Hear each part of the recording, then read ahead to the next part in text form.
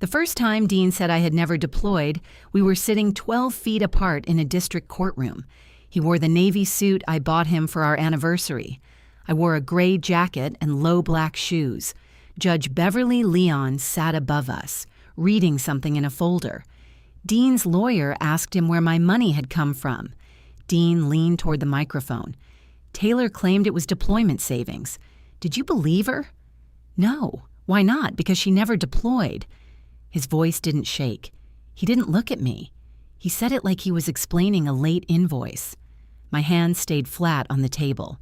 Judge Leon lifted her eyes. Dean kept talking. She worked support assignments, mostly stateside.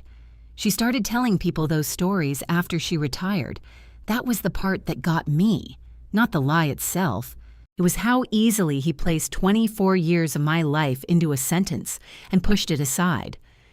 I looked at the back of his head and remembered a Tuesday morning 2 months earlier. Dean had still been my husband then. I still thought our problem was a missed payment. At 54, I was a retired United States Army major. I had served from 1994 through 2018.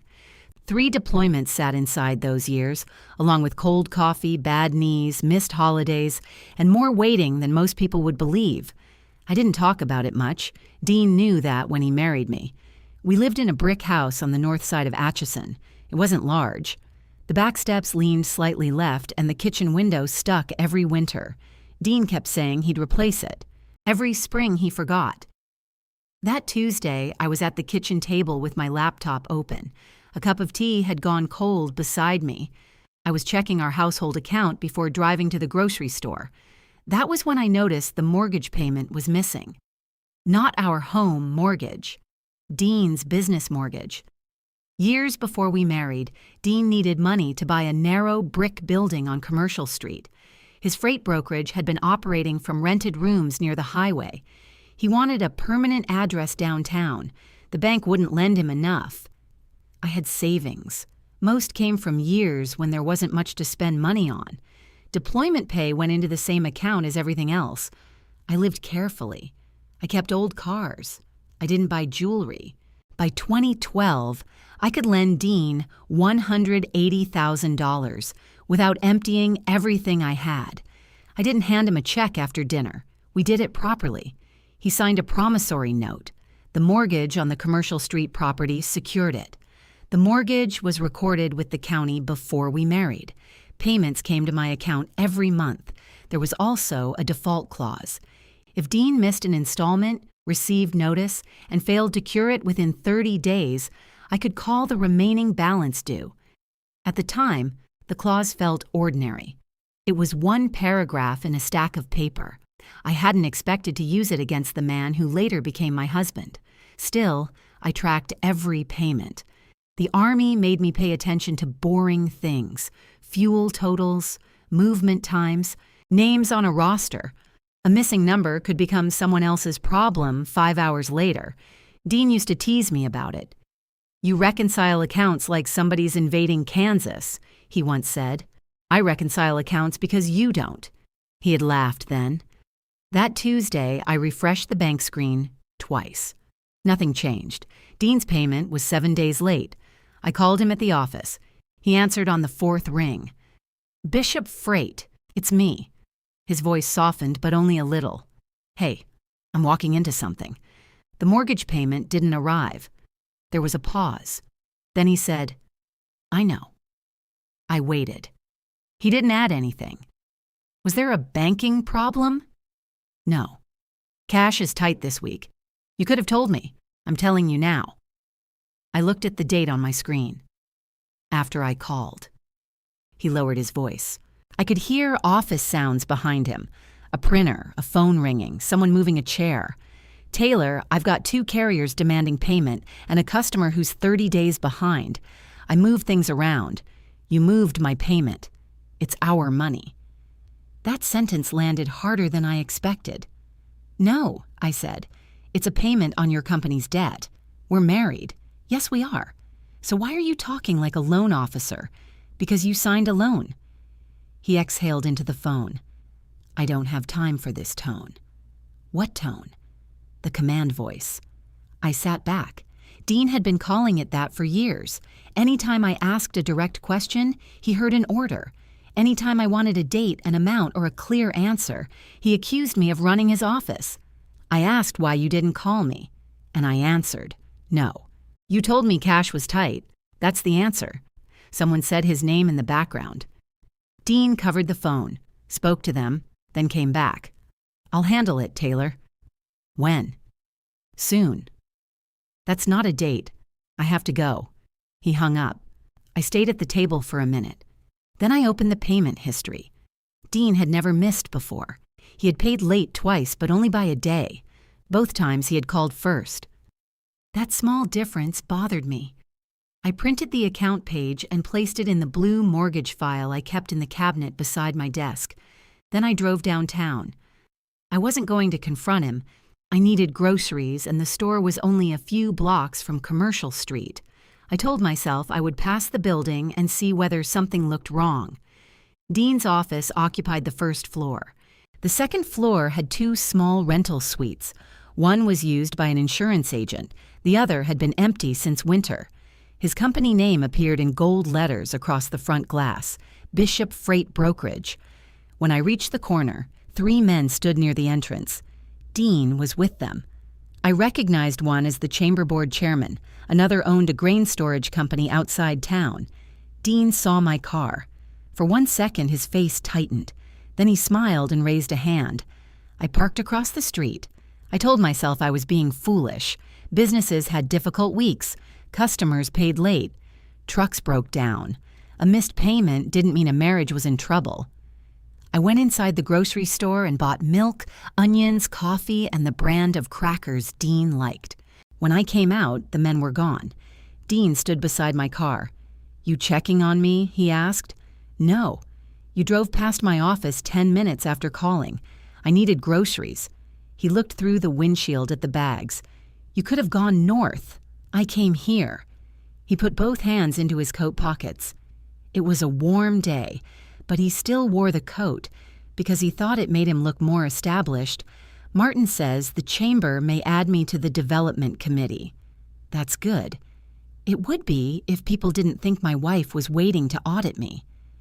Who thinks that? He glanced toward the building. People notice things. They noticed me buying groceries? You know what I mean. I unlocked the car. No, Dean, I don't. He stepped closer. The military thing plays well when people first meet you. The posture. The direct answers. After a while, it can be a lot. I held the car door but didn't open it. What does that have to do with your payment? Everything doesn't have to become a confrontation. You missed a payment. I asked about it, and I said I'd fix it. When? His jaw moved. By the end of the month, that's more than 30 days from the due date. He stared at me. I hadn't threatened him. I had stated the timeline. His expression changed anyway. Are you serious? I'm asking for a payment date. You'd enforce that paper against your own husband? I didn't say that. You didn't have to. He looked toward his office again. 2 employees were visible through the glass. Dean lowered his voice. I put everything into that company. I know. You put in money, yes, money you weren't using. I felt my fingers tighten around the keys. That doesn't make it yours. He gave a short laugh. I'm not doing this on the sidewalk. He turned and crossed the street without saying goodbye. I drove home with the crackers on the passenger seat. That evening, Dean arrived after 8. He carried his laptop bag and smelled like the steakhouse near the river. I made chicken, I said. I ate with Martin. You could have texted. My phone was dying. He set the bag beside the stairs. I was washing a plate. I dried my hands and faced him. Do you still plan to make the payment by the end of the month? Dean closed his eyes. Can I take off my shoes first? Of course. He sat on the bottom stair and untied them slowly. I watched him place the shoes side by side. Dean liked order when it was visible. His desk could be covered in paper, but his shoes always lined up. Finally, he said, The company is waiting on a large account. Which customer? That isn't your concern. It becomes my concern when you stop paying the mortgage. He stood. There. That what? You always have to remind me that you hold the mortgage. I almost never mention it. You don't have to mention it. It's there." I looked at him. Until that moment, I had thought the missed payment embarrassed him. Dean hated appearing short of money. He would drive an extra block to avoid passing a gas station after his card had once been declined there. But this wasn't embarrassment. It sounded like resentment. "Has something changed?" I asked. "No. Are you asking me to suspend payments? I'm asking you to act like my wife." "What does that mean?" "It means you don't put a deadline on me. The note puts a deadline on you." He picked up his laptop bag. "You hear yourself, right?" "I do. You make marriage sound like a contract." "No, I make the loan sound like a contract." He went upstairs. I didn't follow him. The chicken sat in the oven until the edges dried. I put it into a glass container, cleaned the kitchen, and checked the business payment account again. Nothing had arrived. Dean slept facing the wall that night. In the morning, he left before I came downstairs. His coffee mug was in the sink. A wet ring marked the counter. There was no note. I made coffee and carried it to my small office. The blue mortgage file was still on the desk. I opened it. The original promissory note wasn't inside. I kept that in the home safe. The file held copies, payment records, tax notices, and correspondence. I read the default paragraph again. The language was plain enough. A missed installment did not let me demand everything immediately. I first had to send written notice. Dean then had 30 days to cure the default. Only after that period expired could I accelerate the balance. I closed the file. My first instinct was to wait. He was my husband. We had shared a home for 13 years. We had sat together through my retirement ceremony. I had helped him paint that commercial street office before he could afford contractors. He had held the ladder while I scraped old lettering from the front window. A late payment should not have felt like betrayal, but Dean hadn't asked for patience. He had announced that my money was ours. His debt was private, and the deadline didn't apply to him. That afternoon, I met him at a chamber luncheon. Dean had forgotten to tell me spouses were invited. I learned from a neighbor who was attending. By then, I had already promised to help set out name cards for the veterans' table. The lunch was held in a hotel meeting room near the river. Round tables filled the carpet. Dean stood near the front, speaking with 2 board members. When he saw me, he walked over. "What are you doing here?" "Helping Ruth with the tables. You didn't tell me. You didn't tell me either." He glanced at my name tag. It read Taylor Garrett Major, U.S. Army retired. His mouth tightened. "Did Ruth make that?" "Yes." "Couldn't it just say Taylor Bishop?" "I don't use Bishop professionally. This isn't professional." Before I could answer, Ruth approached with a stack of programs. "Taylor, thank goodness. The speaker wants the veterans seated by branch. I'll take care of it." Dean smiled at Ruth. "She does love organizing people." Ruth didn't laugh. "She's good at it," she said. Then she handed me the programs. It was a tiny thing, but I saw Dean notice. Someone had answered him without making a scene. I spent the next 10 minutes fixing the seating. One place card had been duplicated. Another guest needed space for a walker. I moved one chair and switched 2 names.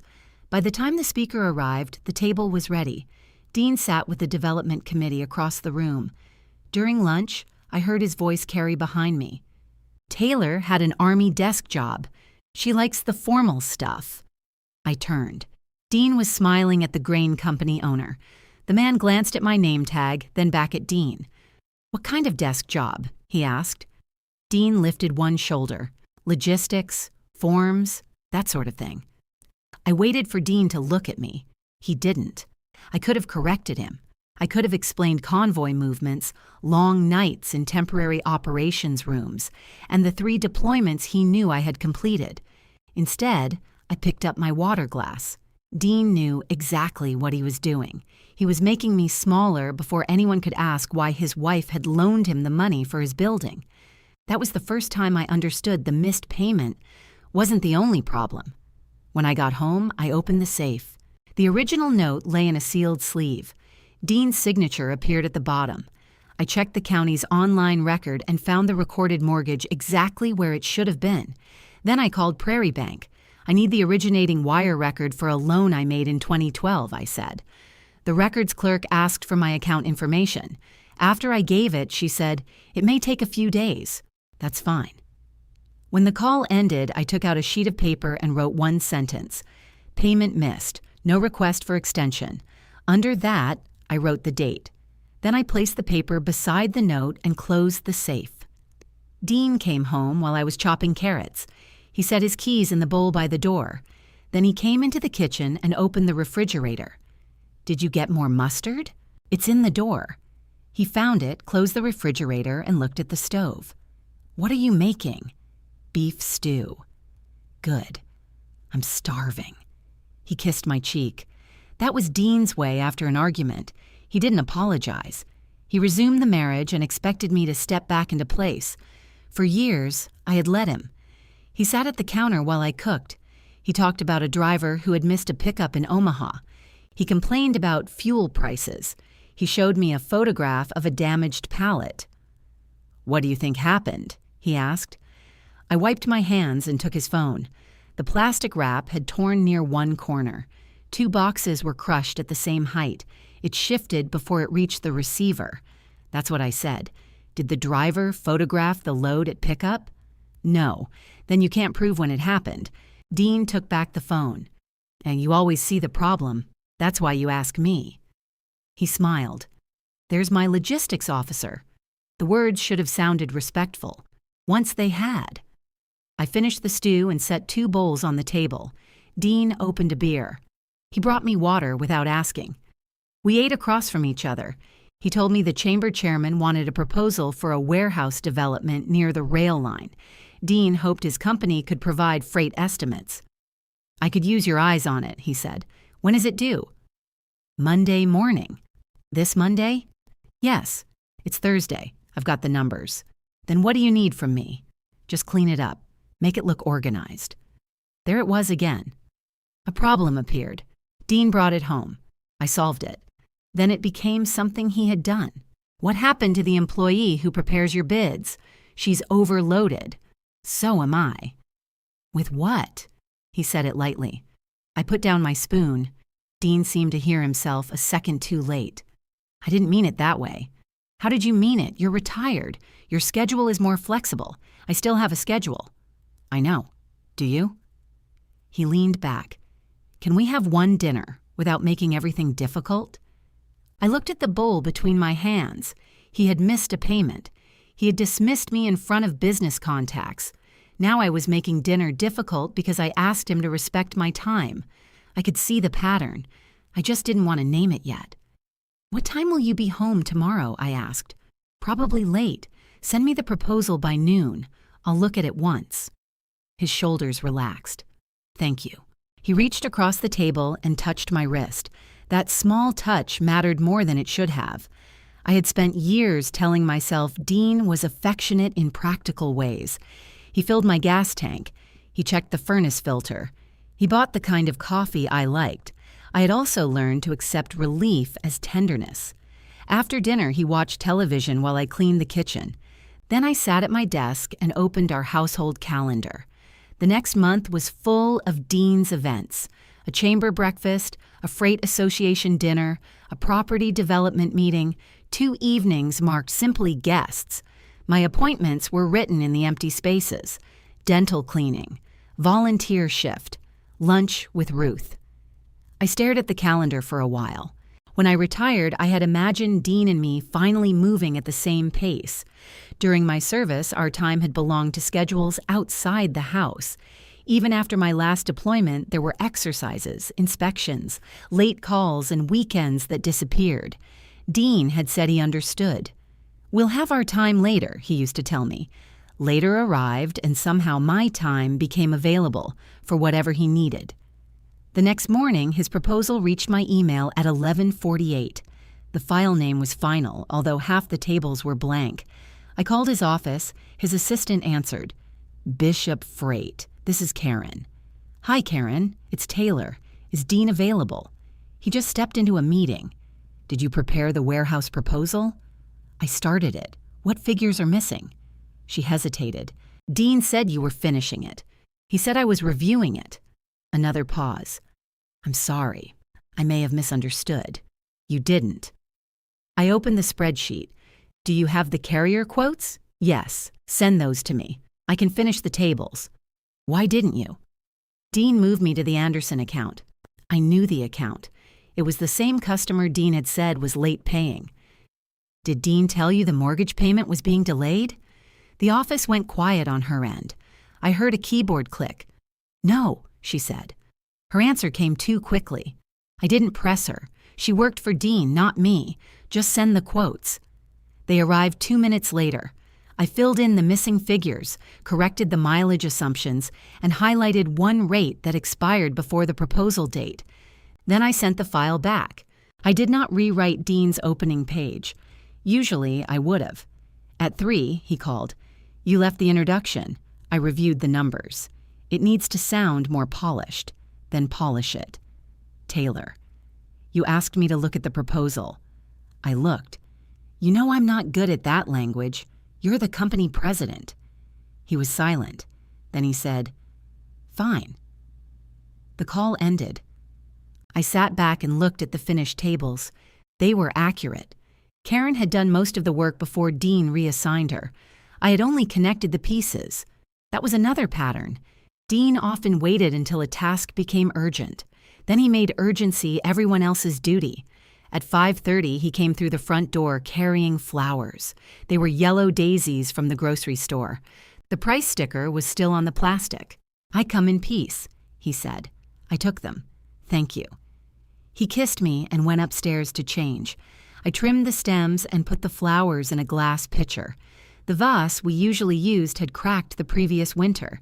Dean had promised to replace that too. When he came down, he wore jeans and an old college sweatshirt. Martin and Joanne are coming for dinner tomorrow, he said. I turned from the sink. When did that happen? We talked about it Tuesday. You didn't tell me. I'm telling you now. What time? 6. I looked at the flowers. Dean followed my eyes. I thought you'd like them. I do. Then why do I feel like I'm still in trouble? Because flowers don't answer questions. He rubbed the back of his neck. Do you want me to cancel dinner? Yes. He blinked. I had never answered that question so quickly. Really? Yes. I don't want to host people tomorrow. It's just Martin and Joanne. Then you can meet them at a restaurant. They're expecting to come here. Why? Because I invited them. Without asking me. Dean walked to the window. He stood there with his back to me. You always liked having people over. I like being asked. We're married, Taylor.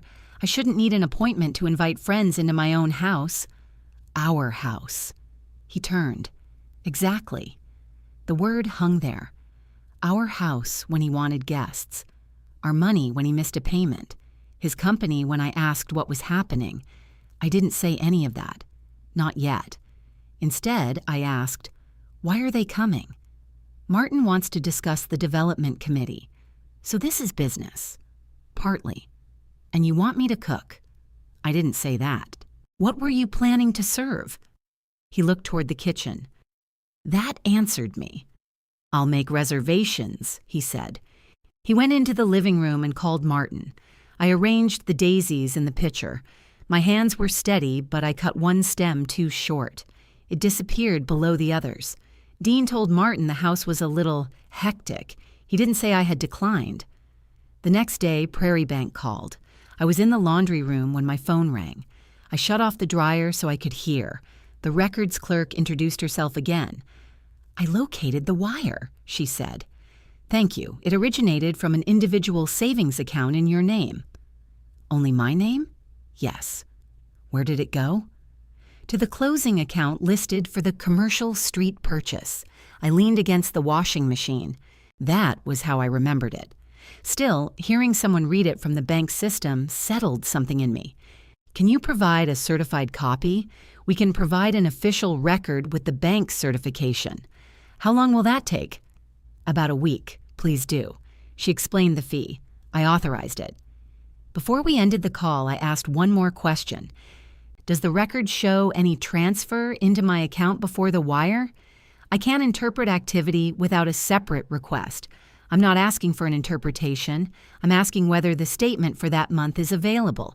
Yes, it is. Please include it. After the call, I stood beside the silent dryer.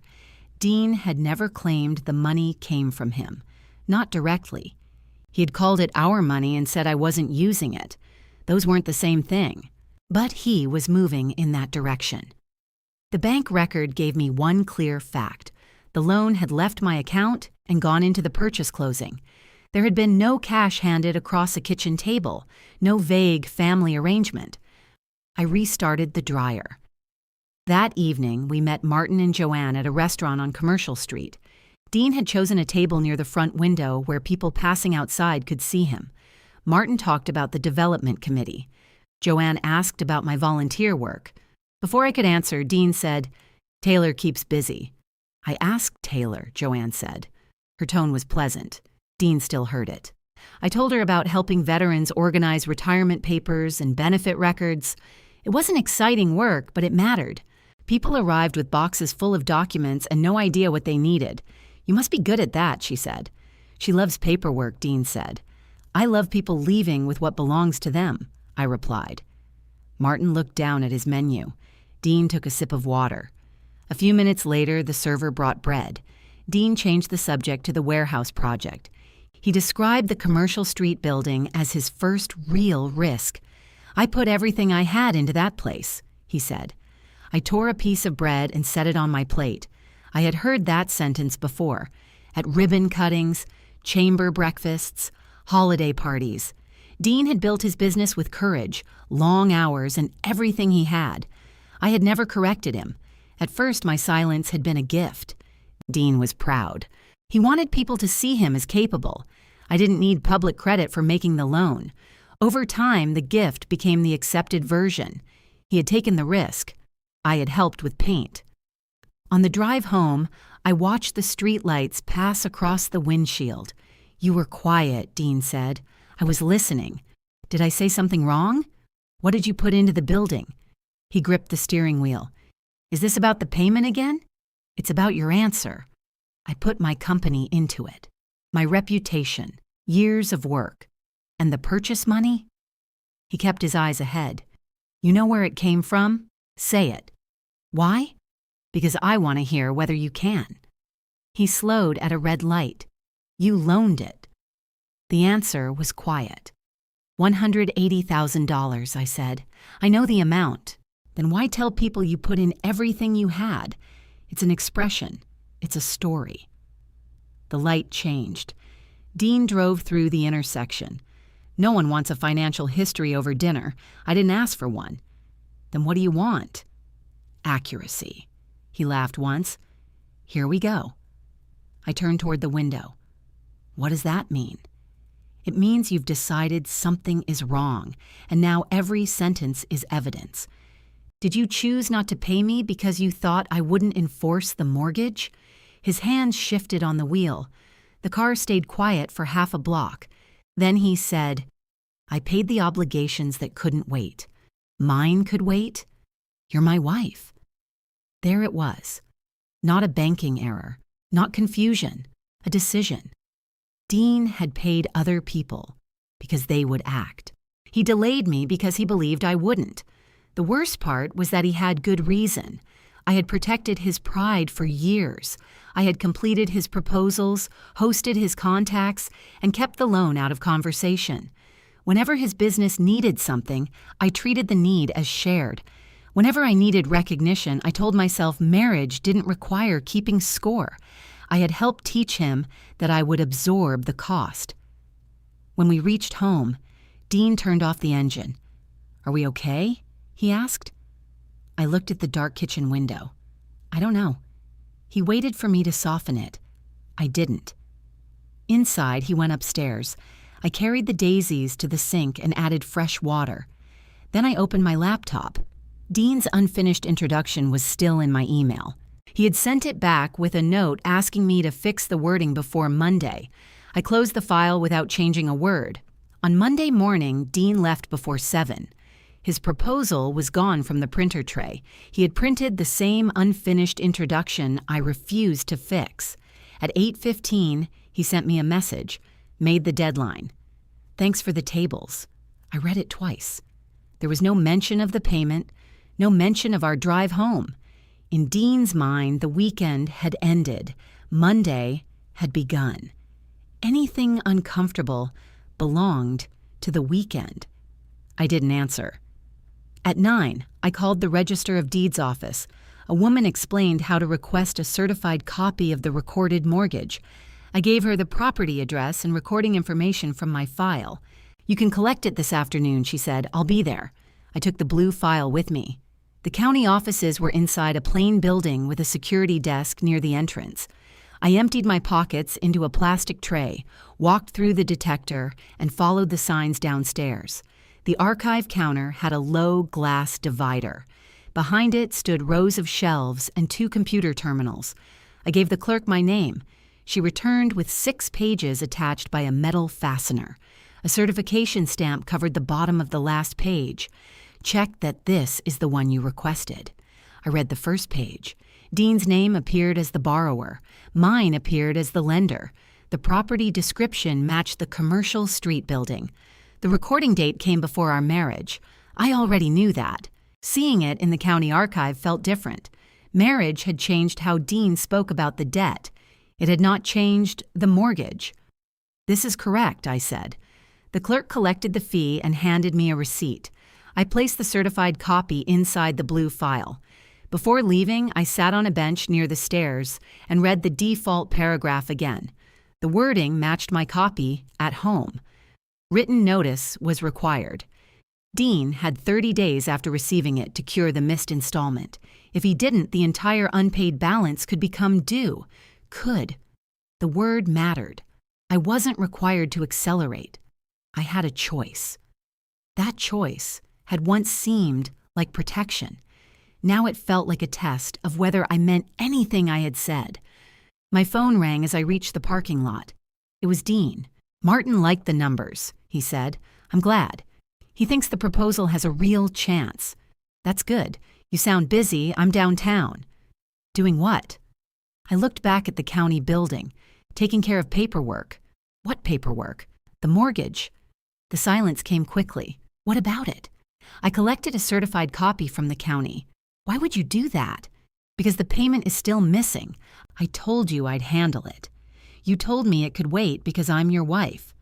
That's not what I said. It's exactly what you said. A car pulled into the space beside mine. I moved toward the sidewalk. Dean lowered his voice. Are you trying to scare me? No. Then what are you doing? Making sure I understand my position. Your position. Yes. He repeated the words slowly. Listen to yourself. I am. This is a marriage, Taylor. People make adjustments. Both people? What is that supposed to mean? I've adjusted. You haven't explained. I explained that the company is waiting on money. Which customer? I'm not discussing client accounts with you. Then give me a date. I can't give you an exact date. That was new. At first, he had said soon, then the end of the month. Now he couldn't give me a date at all. What changed? I asked. Nothing changed. Then why did the answer change? I have another call. Dean, I'll see you tonight. He ended the call. I stood beside my car with the phone in my hand. The payment was no longer 1 week late. Dean also had no firm plan to make it. I drove home and put the certified mortgage beside the original note. Then I opened the monthly statement I had downloaded from Prairie Bank. The account was mine alone. It had been mine before I met Dean. I went line by line through the month of the purchase. My military pay had entered the account. Interest had posted. Normal expenses had left it.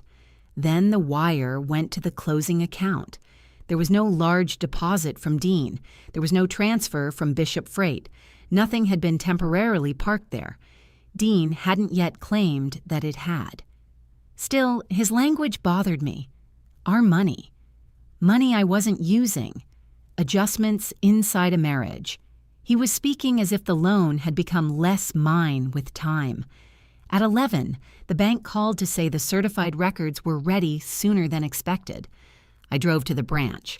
The records clerk met me at a desk near the lobby. She had placed the wire confirmation and account statement in a large envelope. "The certification is on the back," she said. I checked the pages. The wire showed my account as the source. The closing account appeared as the destination. The amount was $180,000. "Is there anything else you need?" she asked. "Not today." I carried the envelope to my car. The records did not tell me whether Dean could pay. They did not explain why he had stopped. They gave me something smaller and cleaner. The money had gone exactly where I remembered. I had not misunderstood the beginning. When I returned home, I put the bank envelope in the safe. Then I sat at my desk and drafted the notice. I kept it simple. The installment was overdue. The mortgage allowed 30 days to cure after written notice. If the default remained after that period, I reserved the right to accelerate the unpaid balance. I read it aloud once. My voice sounded formal in the empty room. I changed one sentence because it sounded angry.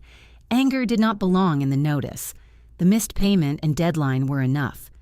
Then I printed 2 copies. I signed one and placed it in an envelope addressed to Dean at the Commercial Street office. The mortgage required written notice to the business address listed on the document. I sent it by certified mail so there would be a delivery record. At the post office, the clerk slid the green receipt toward me. "Anything else?" I looked at the sealed envelope. Once it left my hand, the 30 days would begin when Dean received it. For a moment, I considered taking it home. Then I paid for the postage. The clerk placed the envelope in a gray bin. I put the mailing receipt inside the blue file. My action worked the next morning. At 10:23, the postal tracking page showed the notice had been delivered. Someone named Karen had signed for it. At 10:31, Dean called. I let it ring twice before answering. "You mailed a default notice to my office." "Yes." Karen signed for it. I saw that. She thought it was a vendor complaint. It was sealed. "That's not the point." "What is the point?" "You made this public." I sent required notice to the address in the mortgage. You could have handed it to me at breakfast. You leave before breakfast. You could have called. I did call. I mean, before sending a legal notice. It isn't a lawsuit. It looks like one. I heard a door close on his end. "Who knows what was inside?" I asked. "That doesn't matter. It matters if you're saying I made it public." "Karen brought it into a meeting. Did she open it?" "No." "Did you?" "Of course I opened it." "In the meeting?" He didn't answer. Dean had made the contents public, not me. "Who was there?" I asked. "Martin and one other person. Did you read it aloud?" "No." "Then what happened?" I said my wife was threatening the company. I closed my eyes. There was the wider problem. Dean wasn't treating the notice as a private debt between us. He was already turning it into a story about his business. "I didn't threaten the company. You threatened to call the whole loan. If you don't cure the missed payment, do you understand what acceleration would do?" "I understand what the clause says. That building is the company. The building secures the debt. Same difference." "No, it isn't." His breathing changed. "Martin thinks this is because I asked you to stay out of the development proposal." I almost laughed, but there was nothing funny in it. I completed the financial tables. "That's not what I meant." "Then why does Martin think that? Because he saw the notice. A sealed envelope told him about our proposal?" Dean was quiet. "You told him," I said. "I had to explain. You chose to explain it that way. What did you want me to say? That my wife is foreclosing because one payment is late? I haven't foreclosed. I sent a notice. Normal wives don't do this." I looked at the certified copy on my desk. Normal husbands call before skipping a secured payment. He gave a sharp breath. "You want an explanation?" "Fine. The company has more exposure than I told you." "How much more?" "I'm working on it." "That isn't an amount. I'm not giving you access to my books." "I didn't ask for access. I asked how serious it is." One customer delayed payment. 2 carriers tightened their terms. I had to cover payroll and insurance. Can you cure the default within 30 days? "I don't know." His answer was quiet this time. It was also the first honest answer he had given me. I wrote it on the paper beside me. "Taylor, don't." "Don't what?" "I can hear your pen. I'm writing down what you said. I'm your husband, not one of your soldiers. I never treated soldiers this way. What way?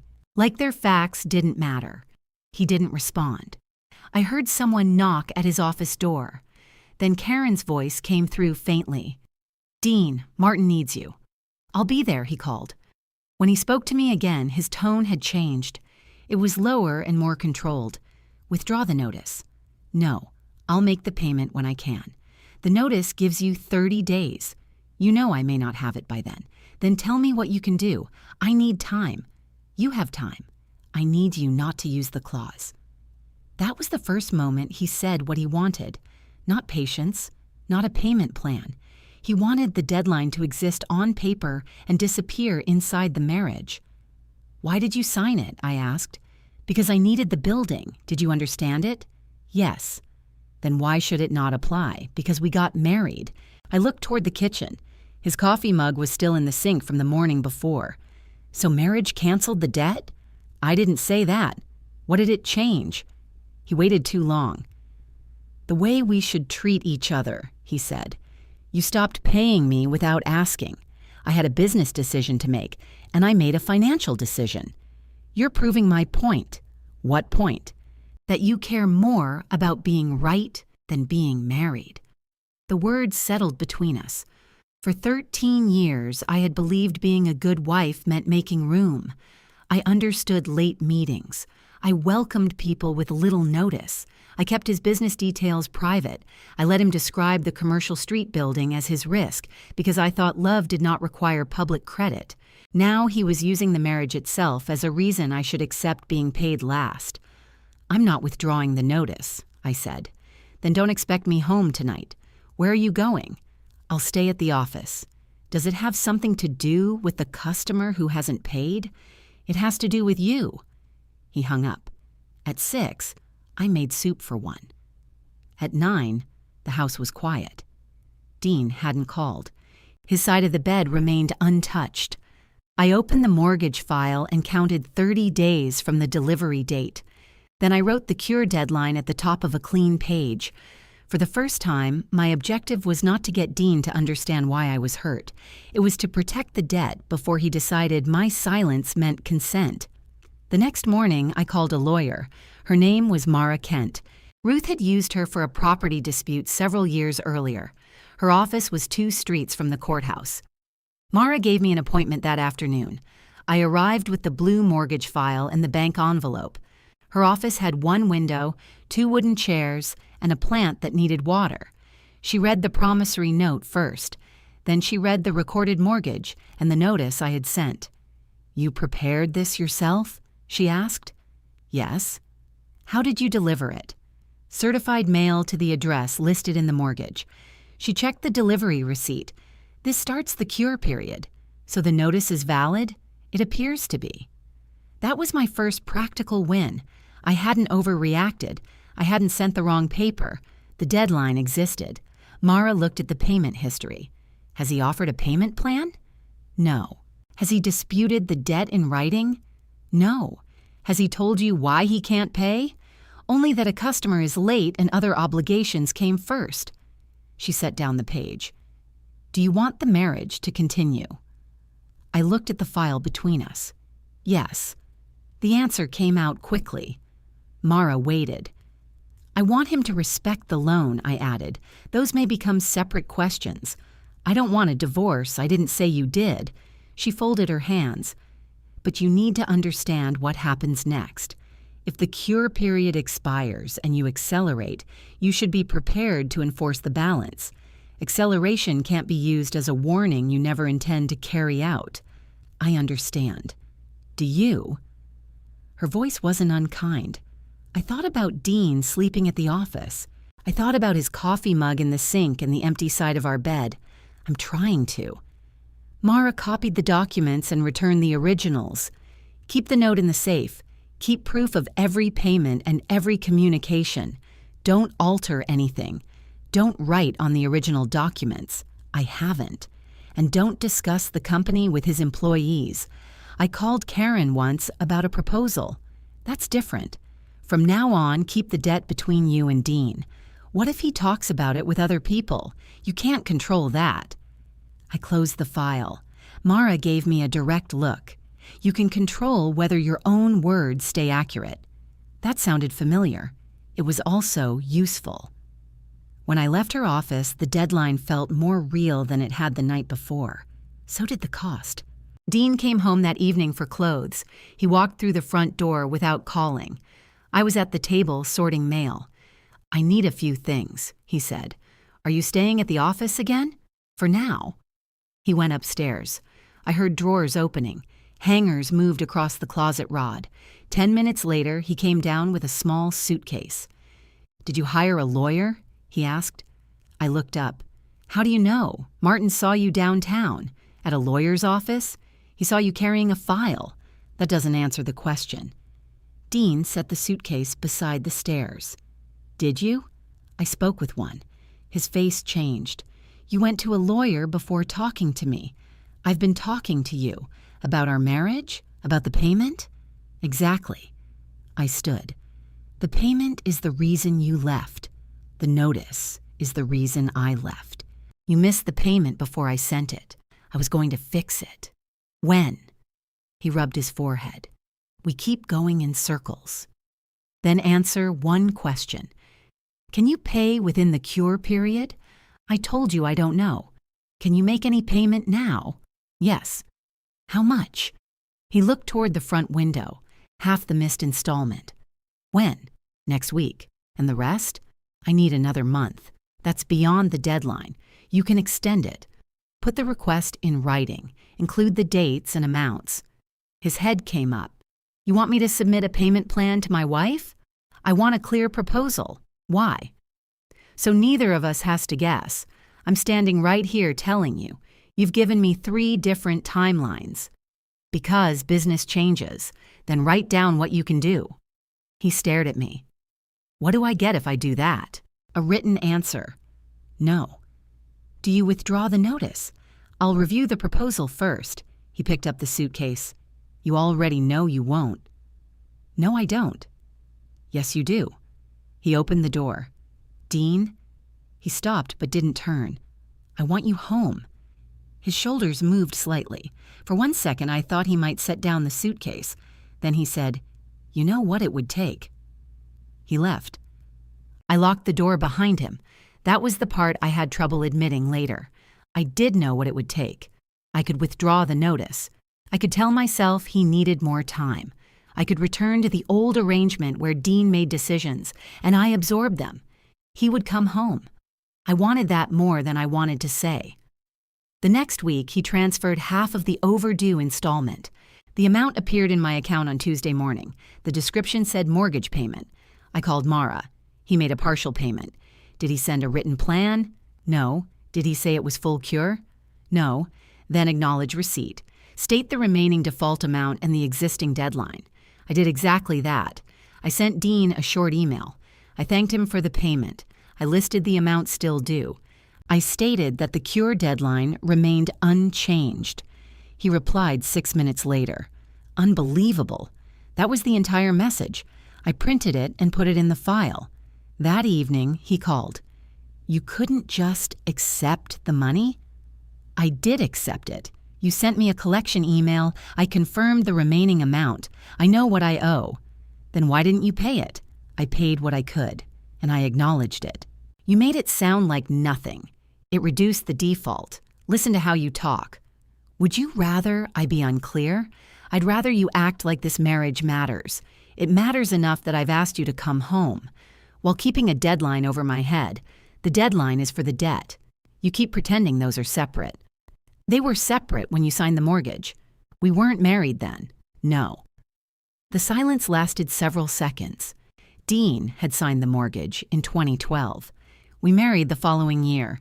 He knew the debt existed when he stood beside me and made promises. I had believed marriage would make us more careful with each other. Dean seemed to believe it had removed the need. "I'll call you later," he said. He didn't. A few days afterward, Ruth asked me to meet her for coffee. We sat near the back of a bakery downtown.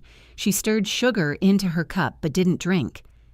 "Martin said something strange at the chamber office," she said.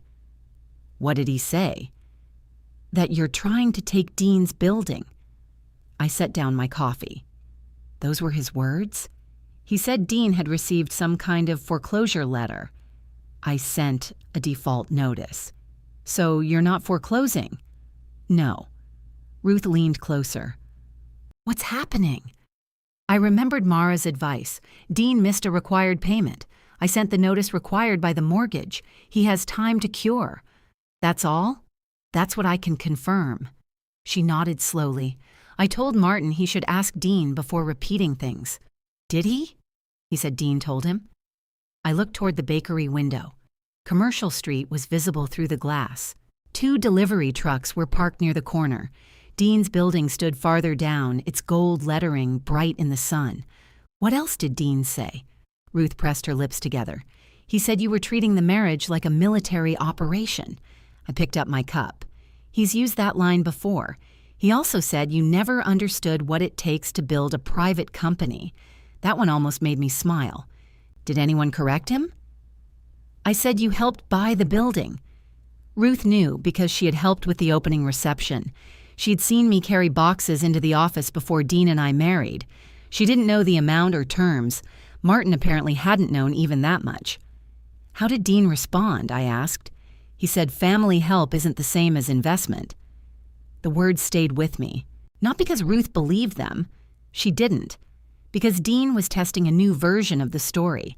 The money had moved from my account into his property purchase. He had signed a note and mortgage. Now, in conversation, it was family help. Thank you for telling me, I said. I don't want to be in the middle. You aren't. I may already be. I understood what she meant. Dean had brought the dispute into the chamber. He had made his friends witnesses to his version before I even knew there were competing versions.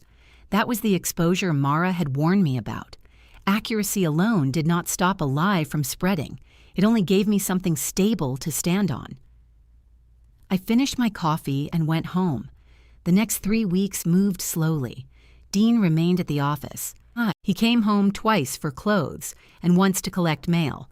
Each visit lasted less than 15 minutes. He never brought a written payment plan. He never paid the remaining default. On the 27th day, I called him. The conversation lasted less than a minute. The cure deadline is Friday, I said. I know. Are you paying the balance? No. Are you asking for a specific extension? I already asked. You asked me to withdraw the notice. Same thing. It isn't. Then I guess you've made your decision. You still have until Friday. So do you. He ended the call. Friday morning, I checked the account at 7. No payment. I checked again at noon. Nothing. At 4:30, Dean sent a message. You can still stop this. I typed 3 different replies and deleted them all. Finally, I wrote, you can still cure the default today. He didn't answer. I stayed at my desk until midnight. The house settled around me. The refrigerator clicked on. A car passed outside. No payment arrived. The cure period expired. On Monday, I met Mara at her office. She reviewed the dates, the receipt, the partial payment, and the remaining balance. The default is uncured, she said. I looked at the acceleration paragraph. If I do this, what happens? The unpaid balance becomes due. He can pay through refinancing, negotiate a written resolution with you, or face enforcement against the property. Not the company? The mortgage attaches to the Commercial Street property. I nodded. That distinction mattered. Dean would keep calling the building the company. The documents did not. Mara placed the acceleration notice in front of me. Your signature makes this real, she said. I signed it.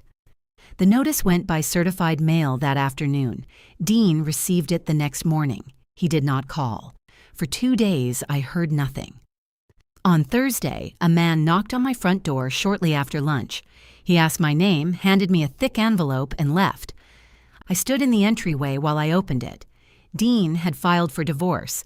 The petition also asked the district court to declare the mortgage satisfied. It claimed the original purchase money had belonged to his business and had only been placed in my account temporarily. I read that paragraph 3 times. Dean hadn't just refused to pay. He had decided to say the loan had never been mine. I called Mara before I sat down. She told me to bring the entire envelope. 20 minutes later, I was back in her office. She read the petition while I watched traffic move past the window. When she reached the mortgage section, she stopped. Has Dean ever made this claim before? No. Never said the business supplied the purchase money? Never. Did his company transfer money into your account? No. Could it have happened without you noticing? $180,000? I have to ask. No. She turned to the next page. His position is that the debt was satisfied after your marriage. How? He doesn't explain. Can he do that? He can ask. That doesn't make it true. She placed the petition on her desk. We need to answer the divorce filing. We also need to defend the mortgage. Those issues will move together for now. I don't want the mortgage erased. I understand. And I don't want a divorce. Mara studied me. Do you want to contest the divorce itself? I looked down at my wedding ring. I want to know whether he means it. He signed and filed the petition. That isn't what I asked. No, she said. It isn't. She gave me a list of records to gather. Most were already in the blue file. The original note, the certified mortgage, the originating wire, the monthly statements, the payment history, the default notice, receipt, and acceleration notice. I touched the petition. What if this is only pressure? Then he chose expensive pressure. That afternoon, I carried 2 archive boxes into the dining room. I had saved financial papers for years. Bank statements, tax forms, insurance notices, old utility bills. Dean used to complain that I kept too much. Now I needed to trace the loan without filling gaps from memory. I cleared the table and began with the year of the purchase. The saving statements were arranged by month. I found the balance before the wire and the balance afterward. No deposit from Dean appeared before closing. I checked the previous 3 months. Nothing. Then I checked the next 3. The first scheduled payment came from a Bishop Freight account. The description included the word mortgage. The second payment came from the same account. So did the third. I placed copies in order. Money left my savings account for the purchase. Then Dean's company began paying the debt. It was simple. The simplicity made his new story harder to understand. At 4, I called Mara. The first payments came from Bishop Freight. That supports the payment history. Could he say those payments were him moving his own money back? He can say many things. What matters? The signed note says he borrowed the money. The recorded mortgage secures that obligation. The wire traces the purchase funds. His years of payments match the agreement. I looked at the papers spread across my table. So why claim it was his money? Because if the court accepts that, the mortgage disappears. She said it plainly. I had understood the result. I hadn't let myself state the motive. Dean wasn't only asking for more time. He wanted the court to remove the debt from the property. What do we do next? I asked. We answer with documents. That became my new objective. I couldn't make Dean come home. I could make the record accurate. I worked until after dark. Each payment went into a spreadsheet. I listed the date, amount, source account, and any description shown by the bank. I marked the missed installment and the partial payment. At 9, someone knocked. Dean stood on the porch. He wore his office clothes and held no suitcase. "Can I come in?" he asked. "It's still your home." He stepped inside. For a moment, neither of us moved. His coat was wrinkled. There were gray shadows beneath his eyes. I wanted to touch his face. Instead, I asked, "Why did you file?" "You accelerated the loan." "That isn't an answer. It is from where I'm standing." I led him into the dining room. The documents covered most of the table. Dean stopped when he saw them. "What is all this?" "Payment records." "You're building a case against me." "You filed a case." "I filed because you left me no choice. You could refinance. With what cash flow? You could sell the property and destroy the company. The company operated before you bought that building. It isn't 2012 anymore." I pulled out a chair. Dean remained standing. "Tell me when your business money entered my account," I said. He looked at the statements. "It was years ago. I have the records." "Then why are you asking me?" "Because there's no transfer from you." He took off his coat and placed it over the chair. The money moved around before closing. "From where?" "My operating account." "To which account?" "You handled the banking. My account received no money from your company. You can't possibly remember every transfer. I don't have to remember. I have the statements.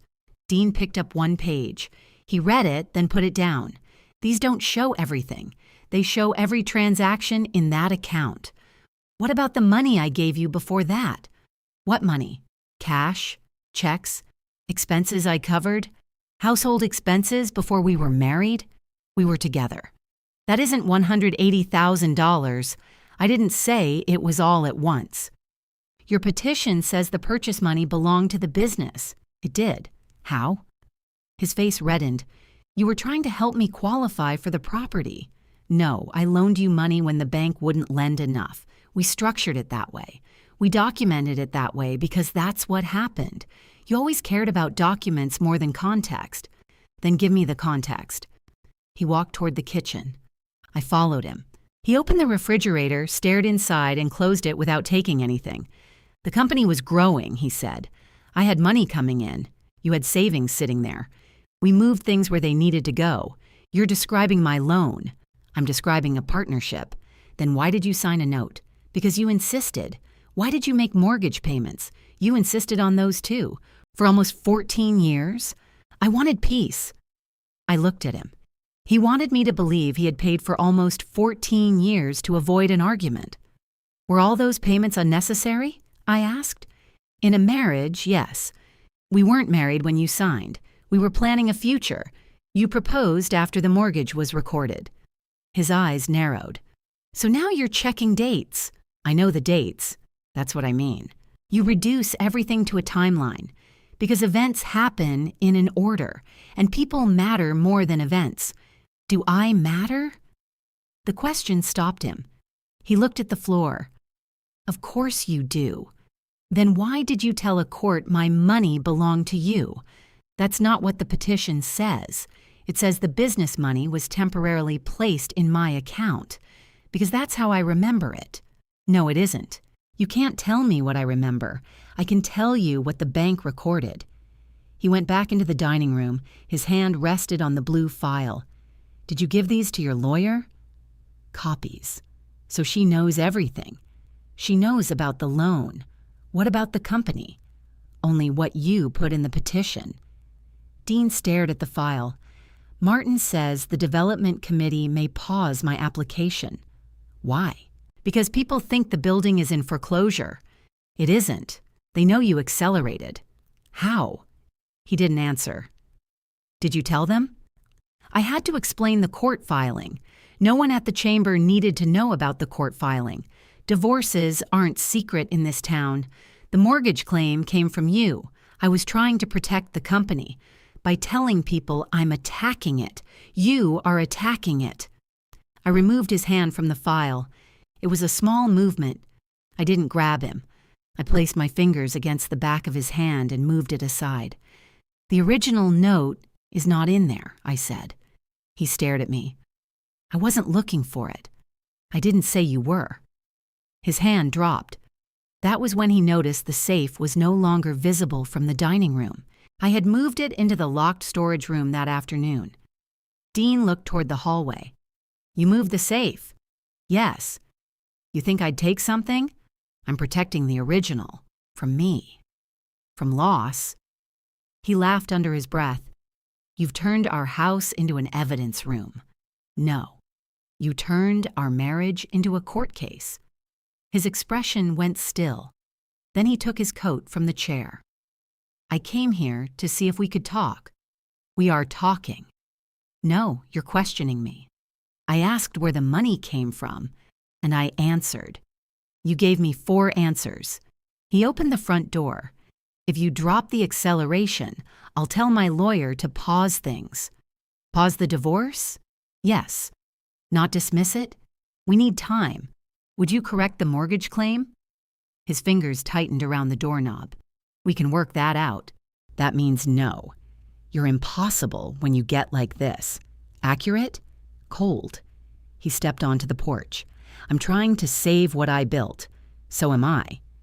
He looked at me as if he didn't recognize the answer. Then he left.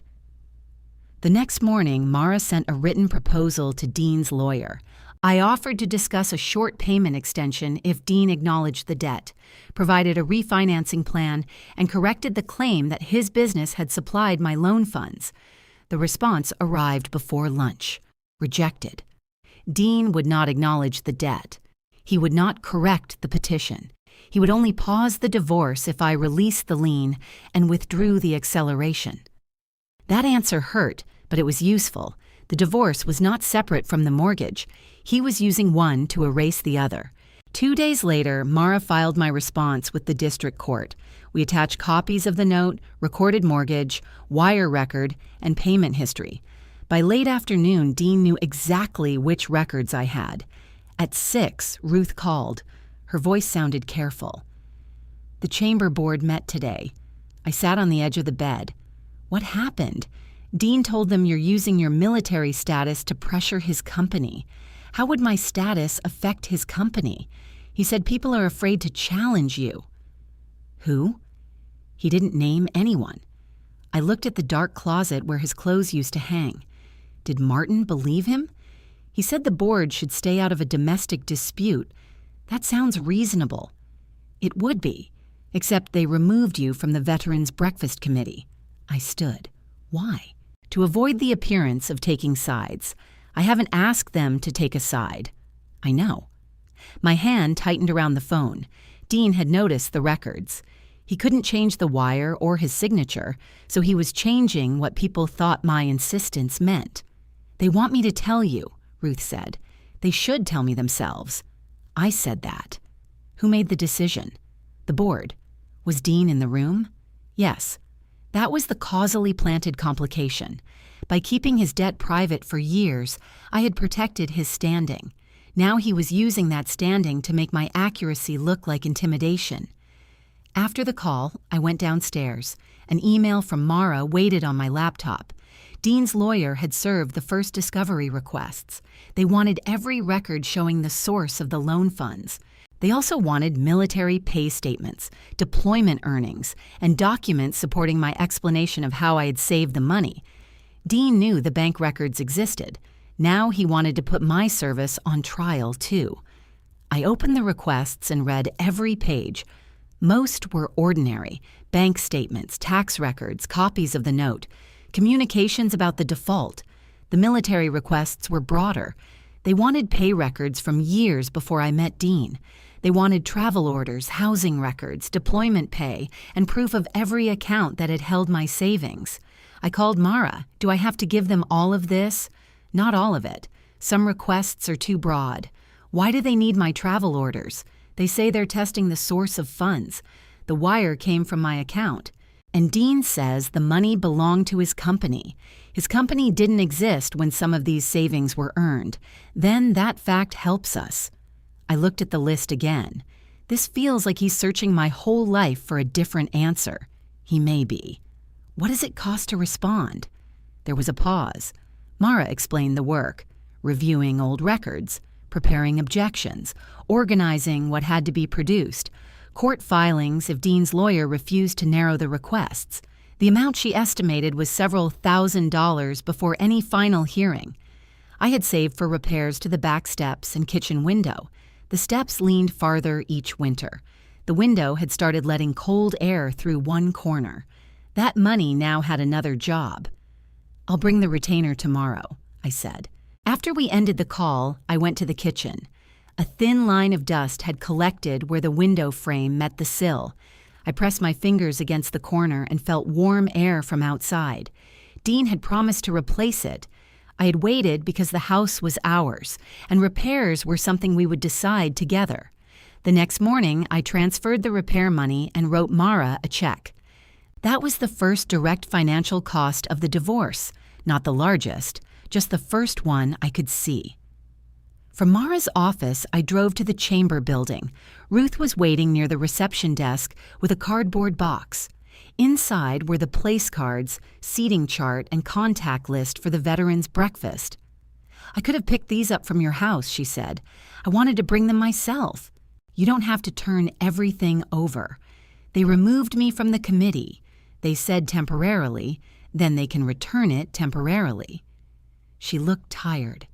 A framed list of chamber committees hung beside the conference room. My name had already been covered by a white label.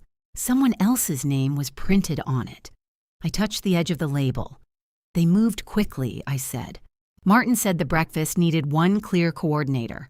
I was one clear coordinator. I know. The conference room door opened. Martin stepped into the hall. He stopped when he saw me. Taylor. Martin. His eyes went to the box. I'm returning the materials. Ruth could have handled that. She is handling it now. He placed both hands in his pockets. This isn't personal. You removed me because of something my husband said during our divorce. We're trying to protect the chamber. From what? The appearance of involvement. You removed one spouse after hearing from the other. Martin glanced toward the reception desk. Dean didn't ask us to remove you. Did he object? He didn't answer. Ruth shifted the box against her hip. I asked, what exactly did he say my military status had to do with the mortgage? Martin gave a tired sigh. He said you're used to people following orders. That's not an answer. He said you've been using your background to make a private financial dispute look official. How? I don't know. Did I contact the board? No. Did I ask the chamber to pressure Dean? No. Did I mention the mortgage here before Dean did? Martin looked down the hallway. No. That was useful. The board's action had not come from anything I had done. It had come from Dean's version and their desire to avoid discomfort. Put that in the meeting record, I said. What? That I did not contact the board, ask for pressure, or discuss the mortgage here before Dean did. We don't keep that kind of record. You kept enough of one to remove my name. His face tightened. This is exactly the problem. What is? You make every conversation formal. No. I make people answer their own statements. He looked at Ruth, as if hoping she would step in. She didn't.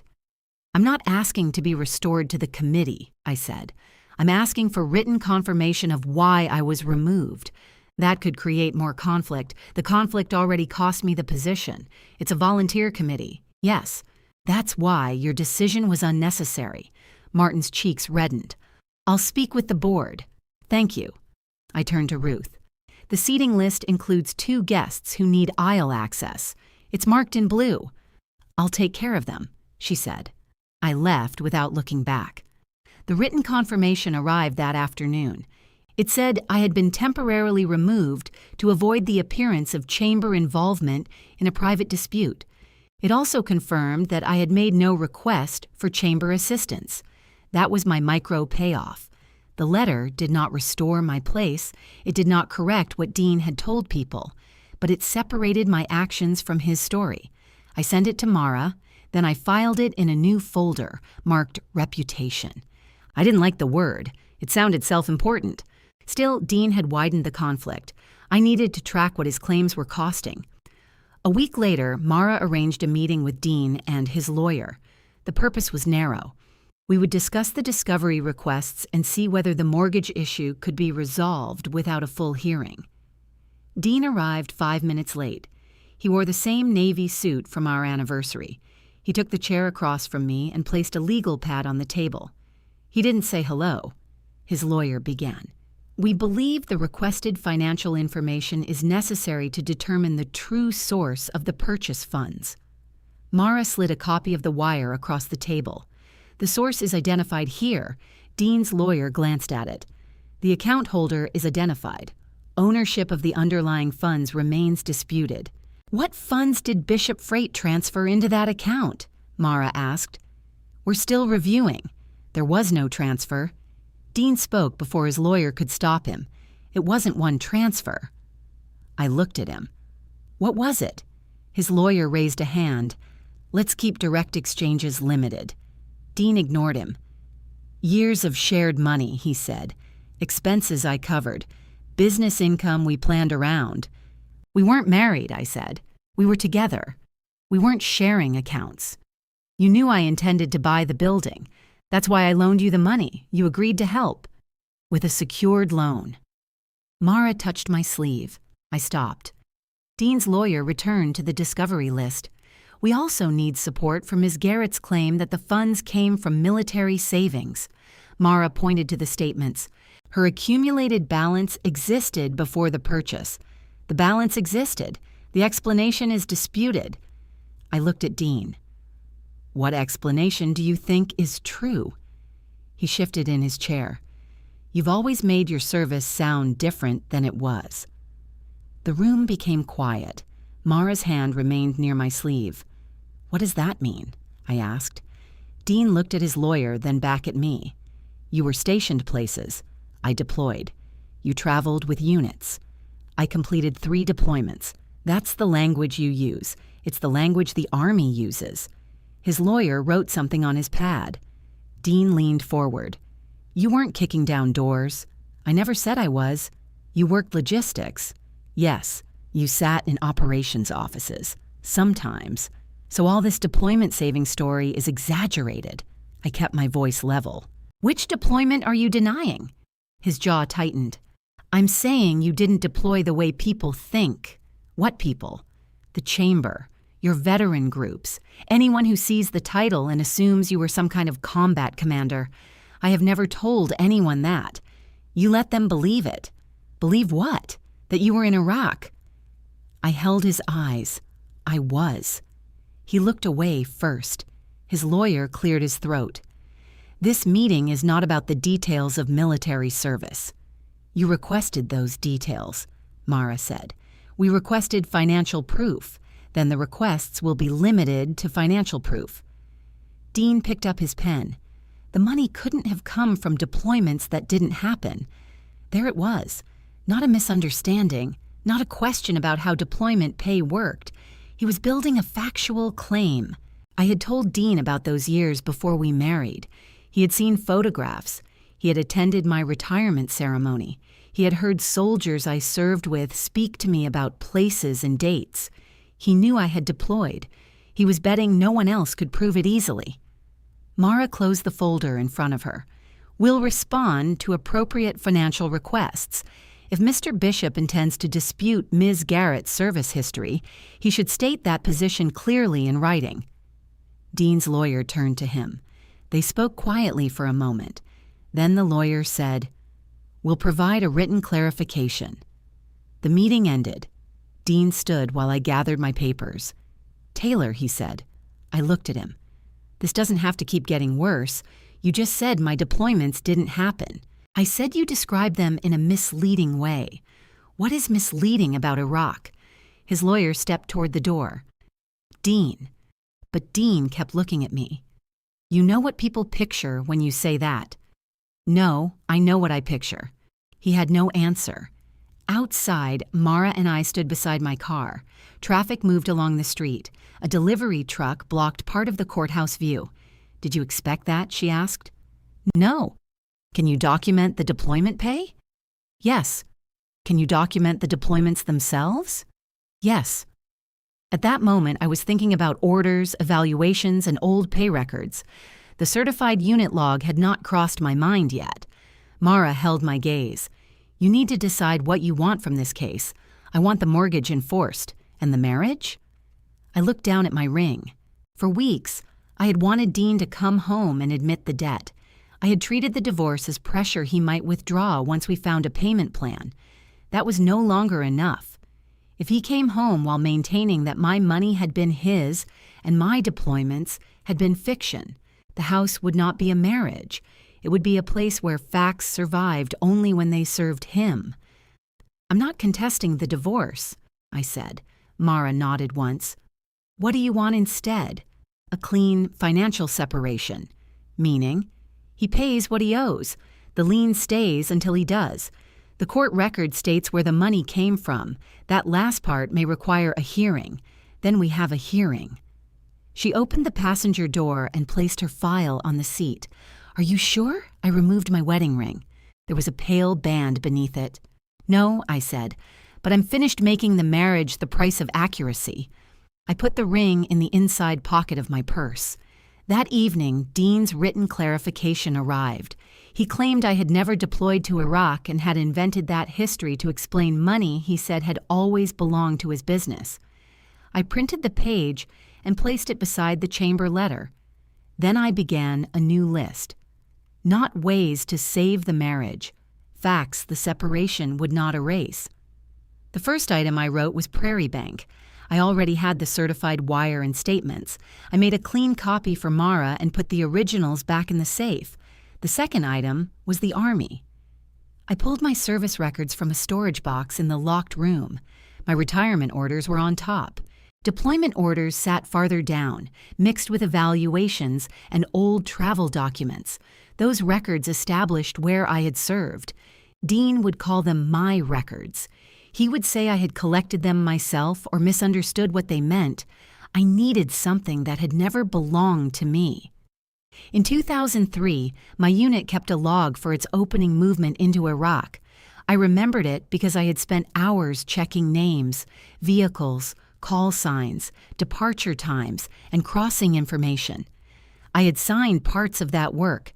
The official copy would still belong to the Army. The next morning, I called the military records office listed on my retirement paperwork. The first person transferred me twice. The second gave me another number. At the third office, a records technician listened without interrupting. "You're requesting a personnel record?" she asked. "No, a certified unit deployment log." "What year?" 2003. "Do you know the unit designation?" "Yes," I gave it to her. "What part of the log do you need?" "The opening movement. That may be archived separately. Can it be certified?" "If the custodian locates the official copy." She explained the request form.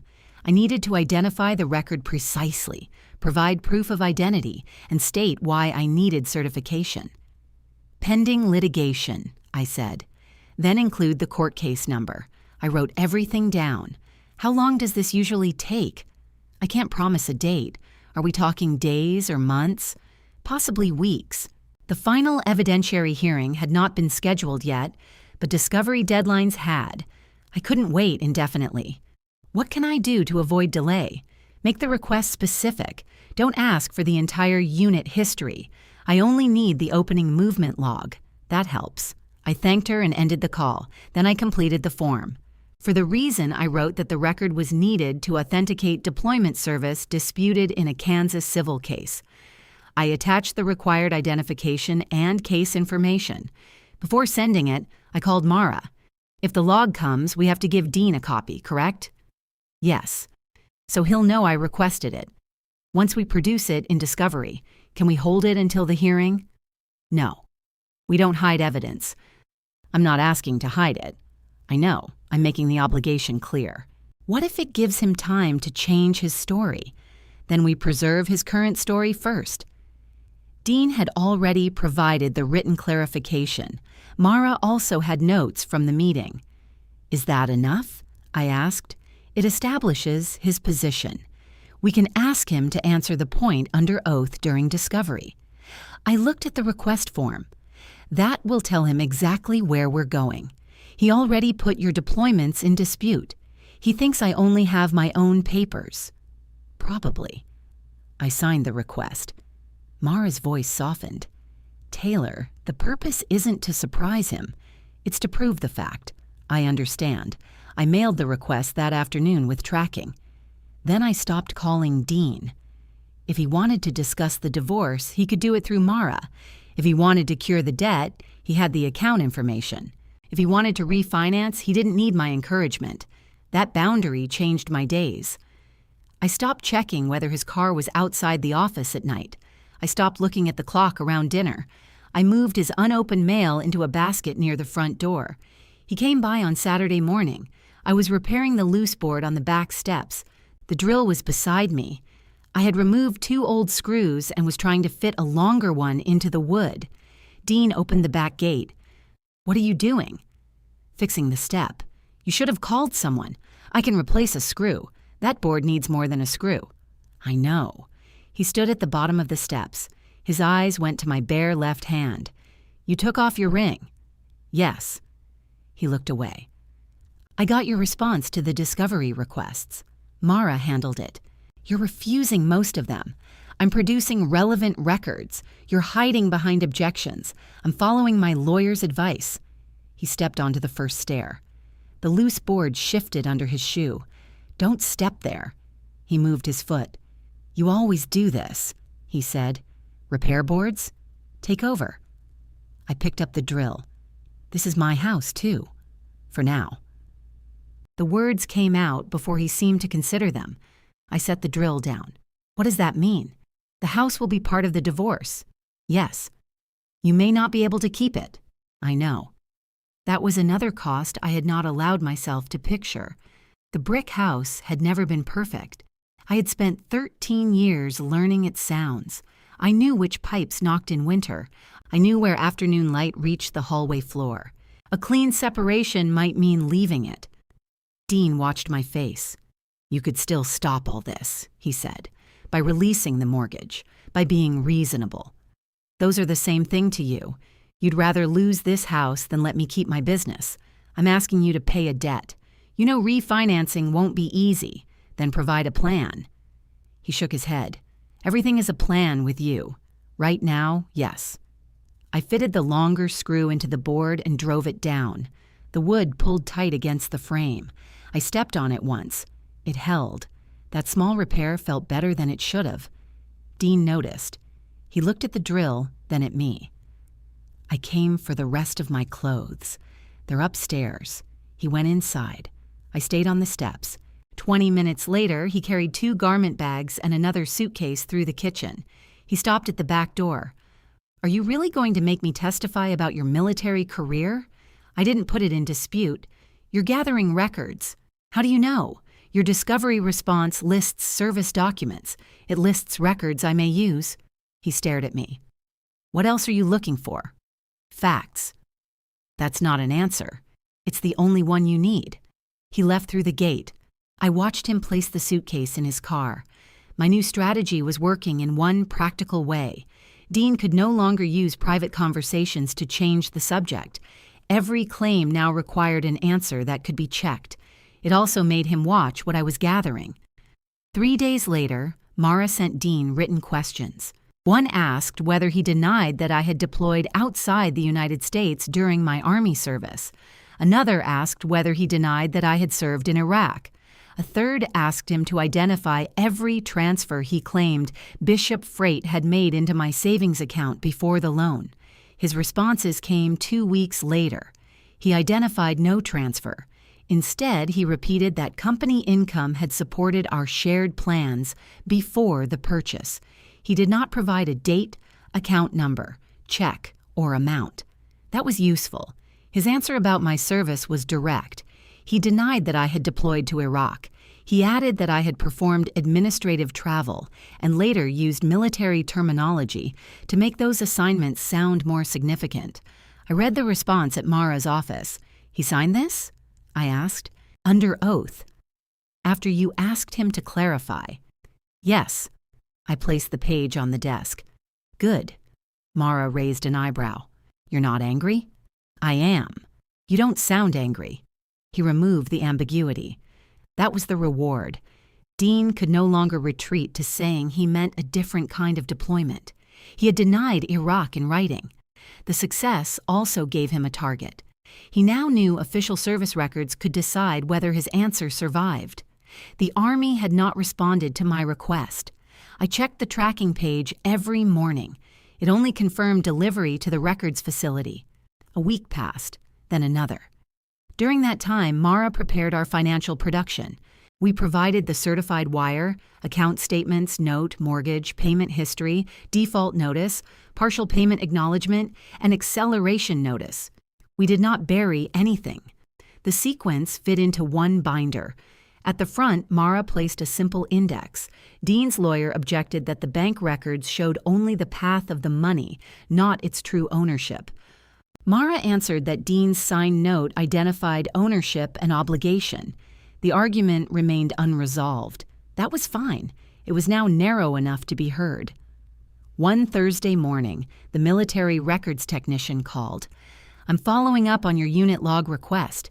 I stood from the kitchen table. "Did you find it?" The custodian located a record matching the designation and movement period. "Is it the official copy?" "It is held in the official repository." "Can the custodian certify it?" "Yes." I pressed my free hand against the table. When can it be sent? The certification is being prepared now. Will it come electronically? Because you requested a certified physical copy, it will come by registered mail. Can I get a tracking number? She gave it to me. I repeated it back. Before ending the call, she said, "Review the record when it arrives. We certify custody and authenticity. We don't interpret it for the court." I understand. That mattered. The Army would not argue my case.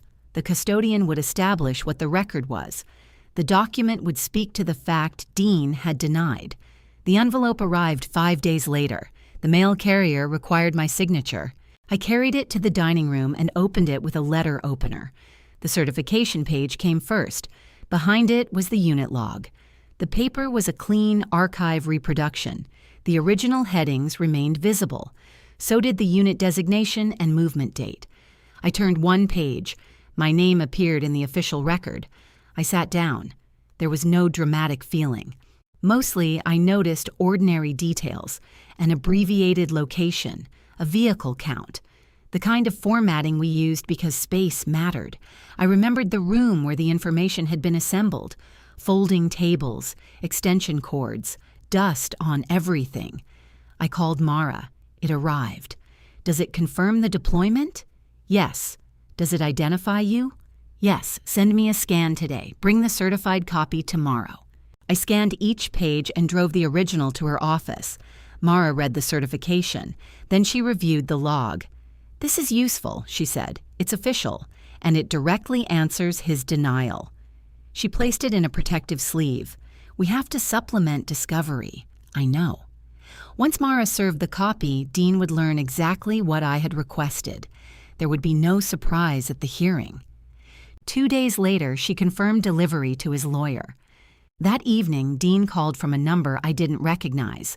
I answered because I thought it might be the bank. "You requested an old unit log," he said. His voice was calm. "Yes."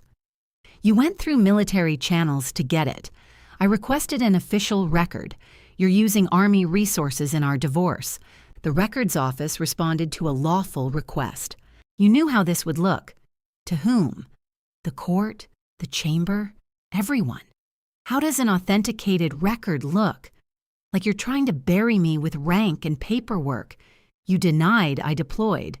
The log doesn't prove what you say it proves. What do you think it proves? That your unit moved. That you were attached to it, that's all. He had read it. He knew my name was there. Still, he sounded relieved.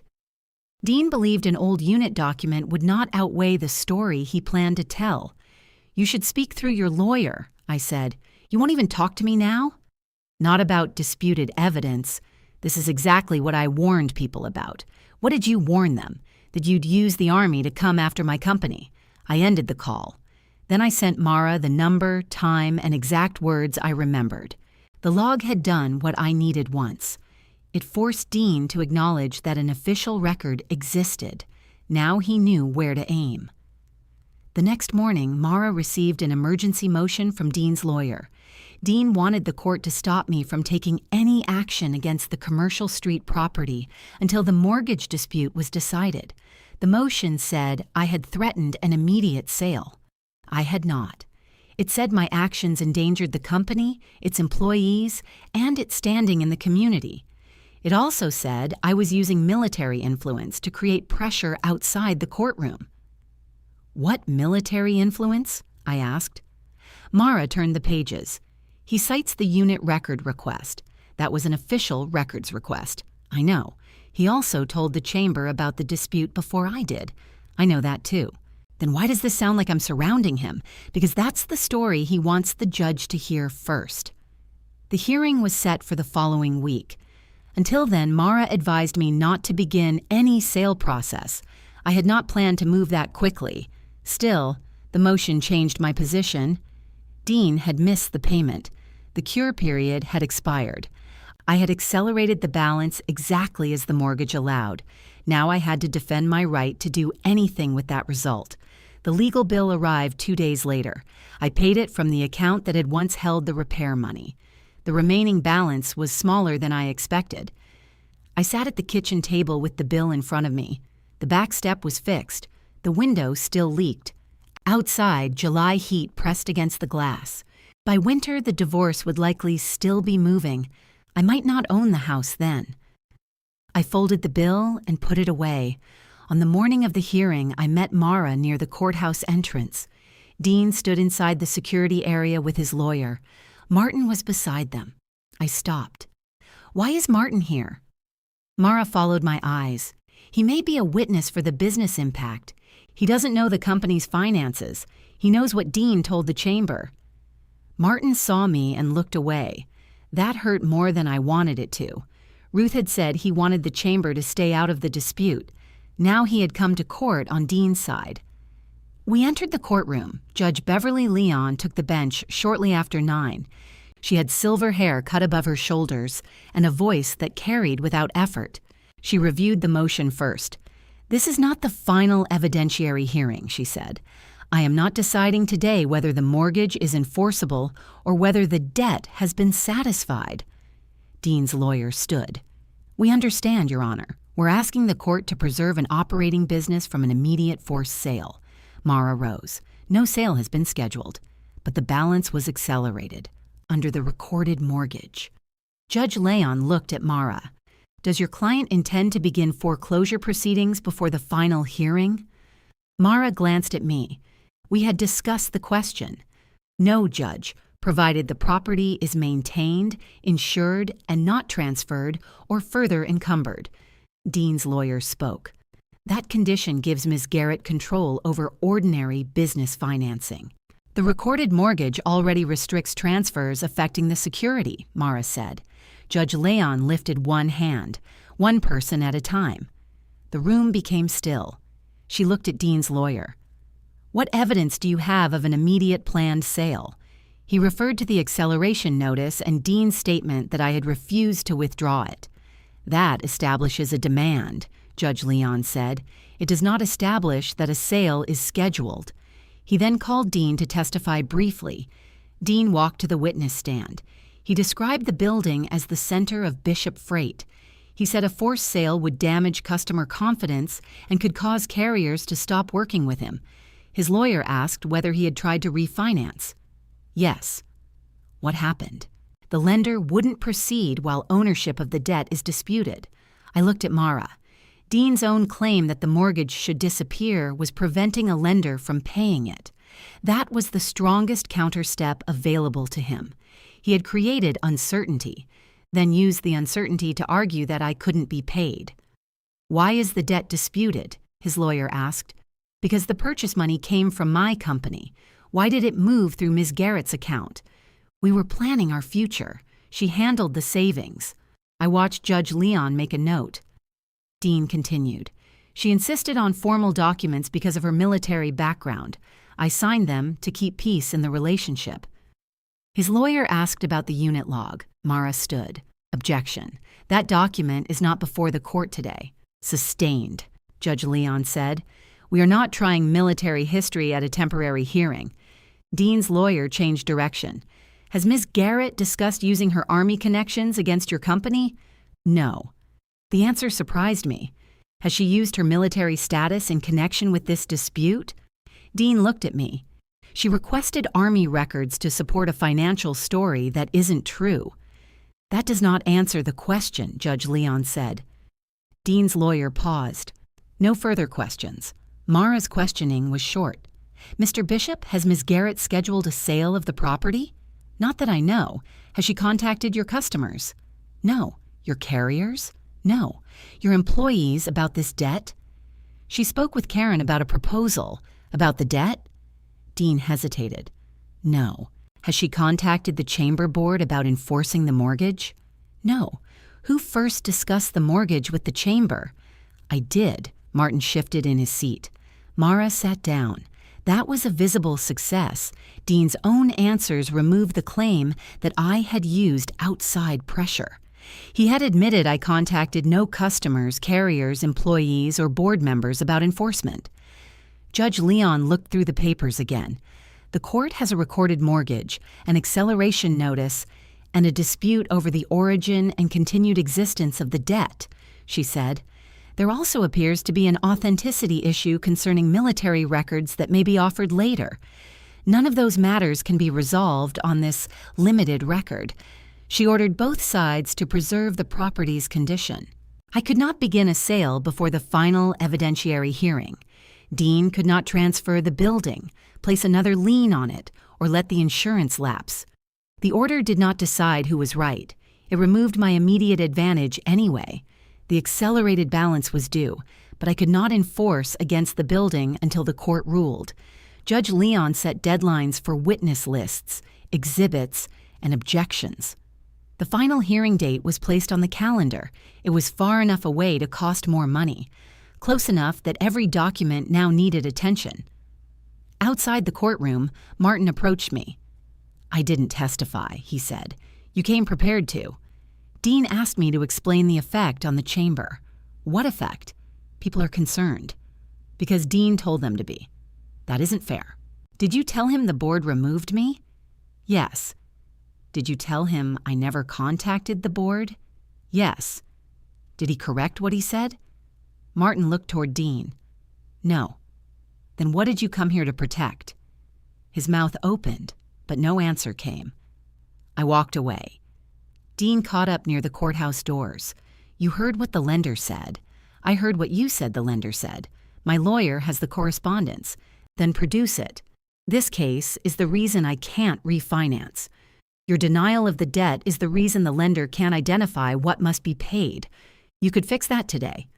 By releasing the lien without payment. By acknowledging the money was shared." It wasn't. He stepped in front of me. "If we go to the final hearing and you win, the building may have to be sold. You'll have the chance to refinance after the debt is established. And if I can't, the mortgage provides for the property. People work there, Taylor. The company can operate from another building. You don't know that. You operated from rented offices before. That was 14 years ago." Mara came through the doors behind us. "Taylor, we should go." Dean ignored her. "Say it," he said. "Say what? That you're willing to sell the building." I looked across the street. The courthouse lawn was bright in the morning sun. Cars moved through the intersection. Nothing around us looked dramatic. That made the question harder.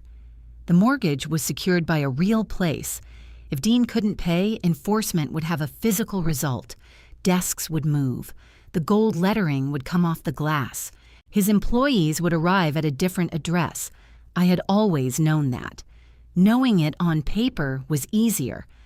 "I'm willing to enforce the mortgage," I said. "That isn't what I asked. It's the answer." His face changed. For a moment, he looked less angry than frightened. Then Martin came through the doors, and Dean straightened. "There she is," he said quietly. "Major Garrett. Mission first." Mara heard him. So did Martin. I kept walking. By that afternoon, Dean's version of the hearing had reached the chamber. Ruth called me from her car. He told the board the judge had to stop you from taking the building. The judge preserved the property until the final hearing. That isn't how he said it. What did Martin say? Nothing. I closed my eyes. Has the board sent the written reason for removing me? Yes. Then keep a copy. Taylor, they're talking about asking you not to attend the veterans' breakfast at all. I sat down. I helped build that breakfast. I know. Did Dean ask them to exclude me? He said your presence would turn it into a statement.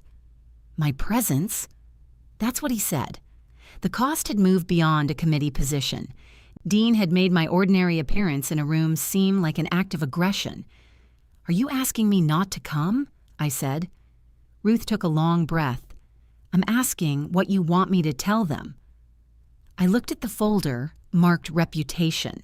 Then I looked at the mortgage file beside it. Tell them I won't attend.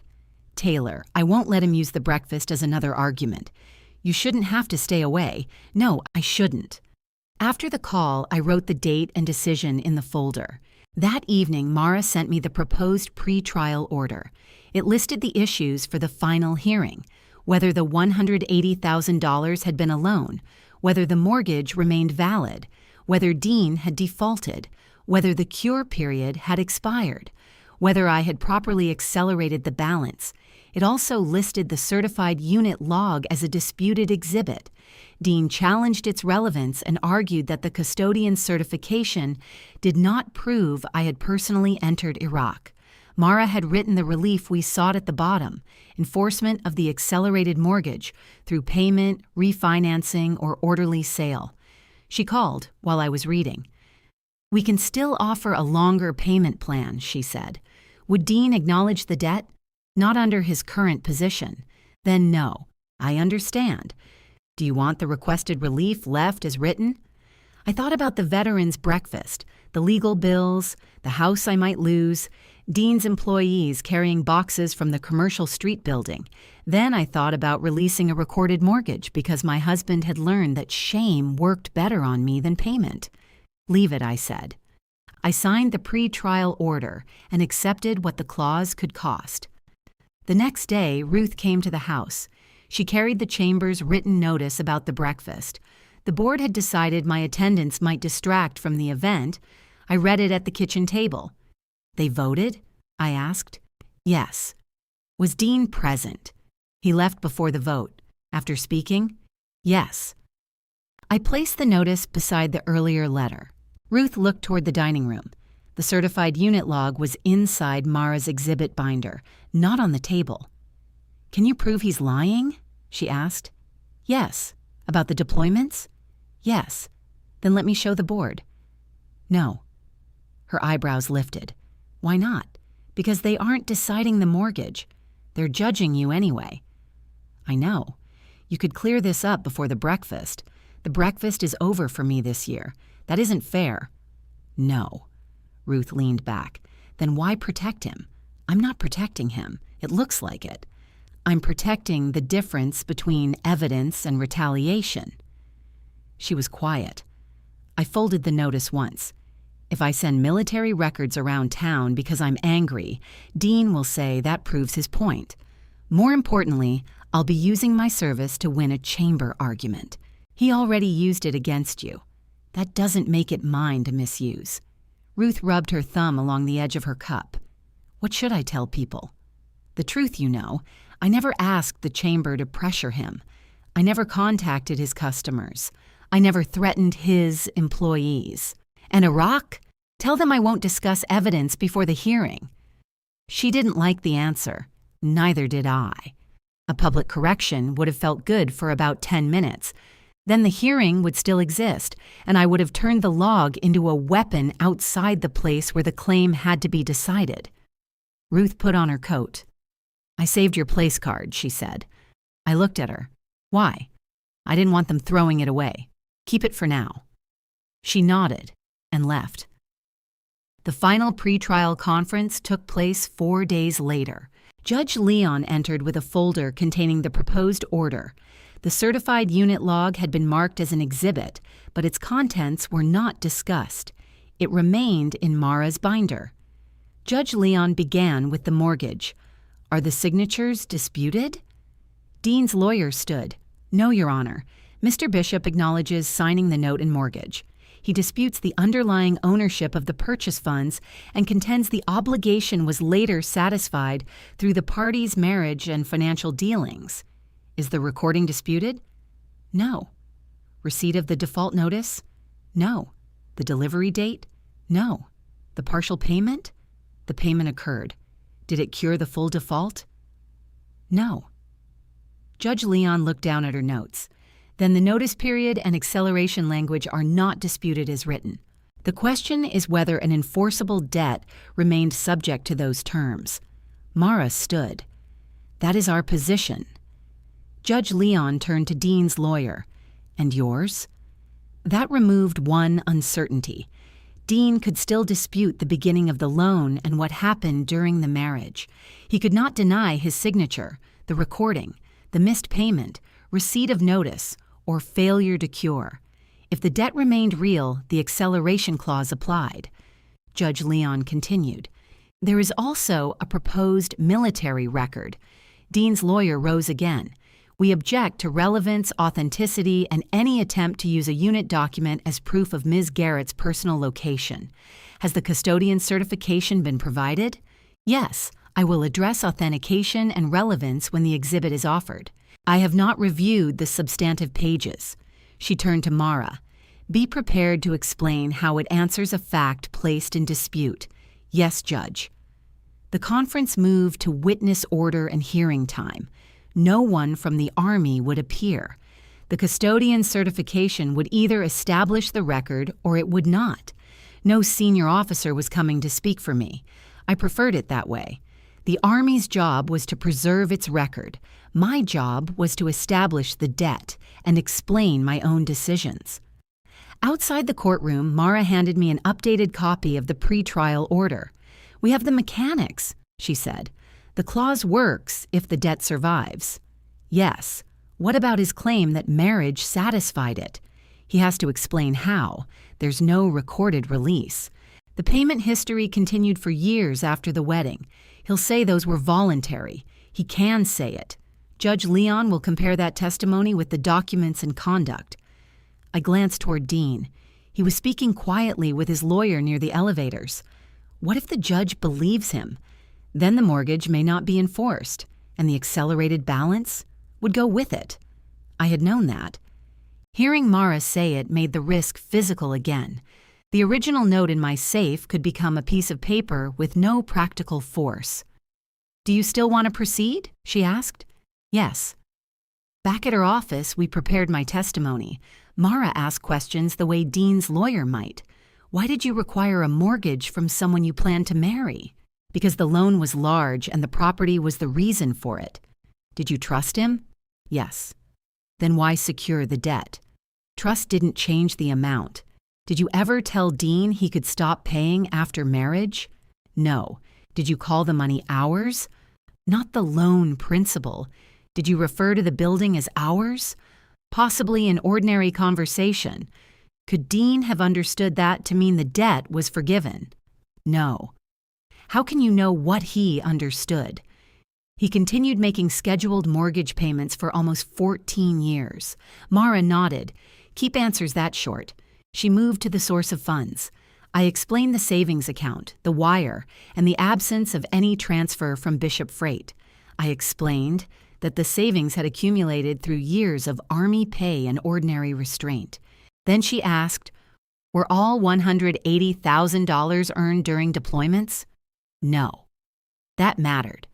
Dean had tried to make the entire loan depend on deployment pay. It didn't. The account held years of savings from military service. Deployment income was part of that history, not a separate pile of cash. Mara asked, why does the deployment log matter? Because Dean used a false denial to support his claim that I invented the source of the money. Does the log prove ownership of the bank account? No. Does it prove the wire? No. What does it prove?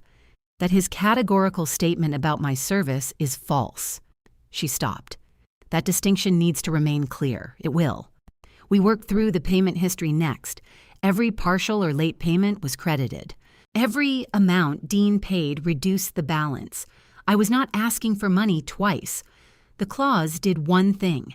After an uncured default, it made the remaining balance due. There was no penalty invented after the marriage ended, no extra account, no hidden property, just the rule Dean signed before we married. When we finished, Mara closed her notebook. You're ready. I didn't feel ready. I felt exact. That evening, Dean sent an email asking to speak privately. I forwarded it to Mara. She replied that I could decline.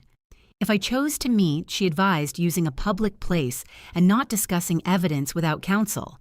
I suggested the bakery. Dean arrived before me and chose the same back table where Ruth had first told me what he was saying at the chamber. He had already ordered coffee. I sat across from him. You brought your file? He asked. I had a thin folder beside me. I take notes. Of course you do. What did you want? He looked around the bakery. Only 2 other tables were occupied. I'm willing to apologize, he said. For what? For how far this went. That isn't specific. For saying things about your service. Which things? He rubbed his hands together. You know. I want to hear you say it. I shouldn't have questioned your deployments. Will you correct your court response? His face tightened. That's part of what we need to discuss.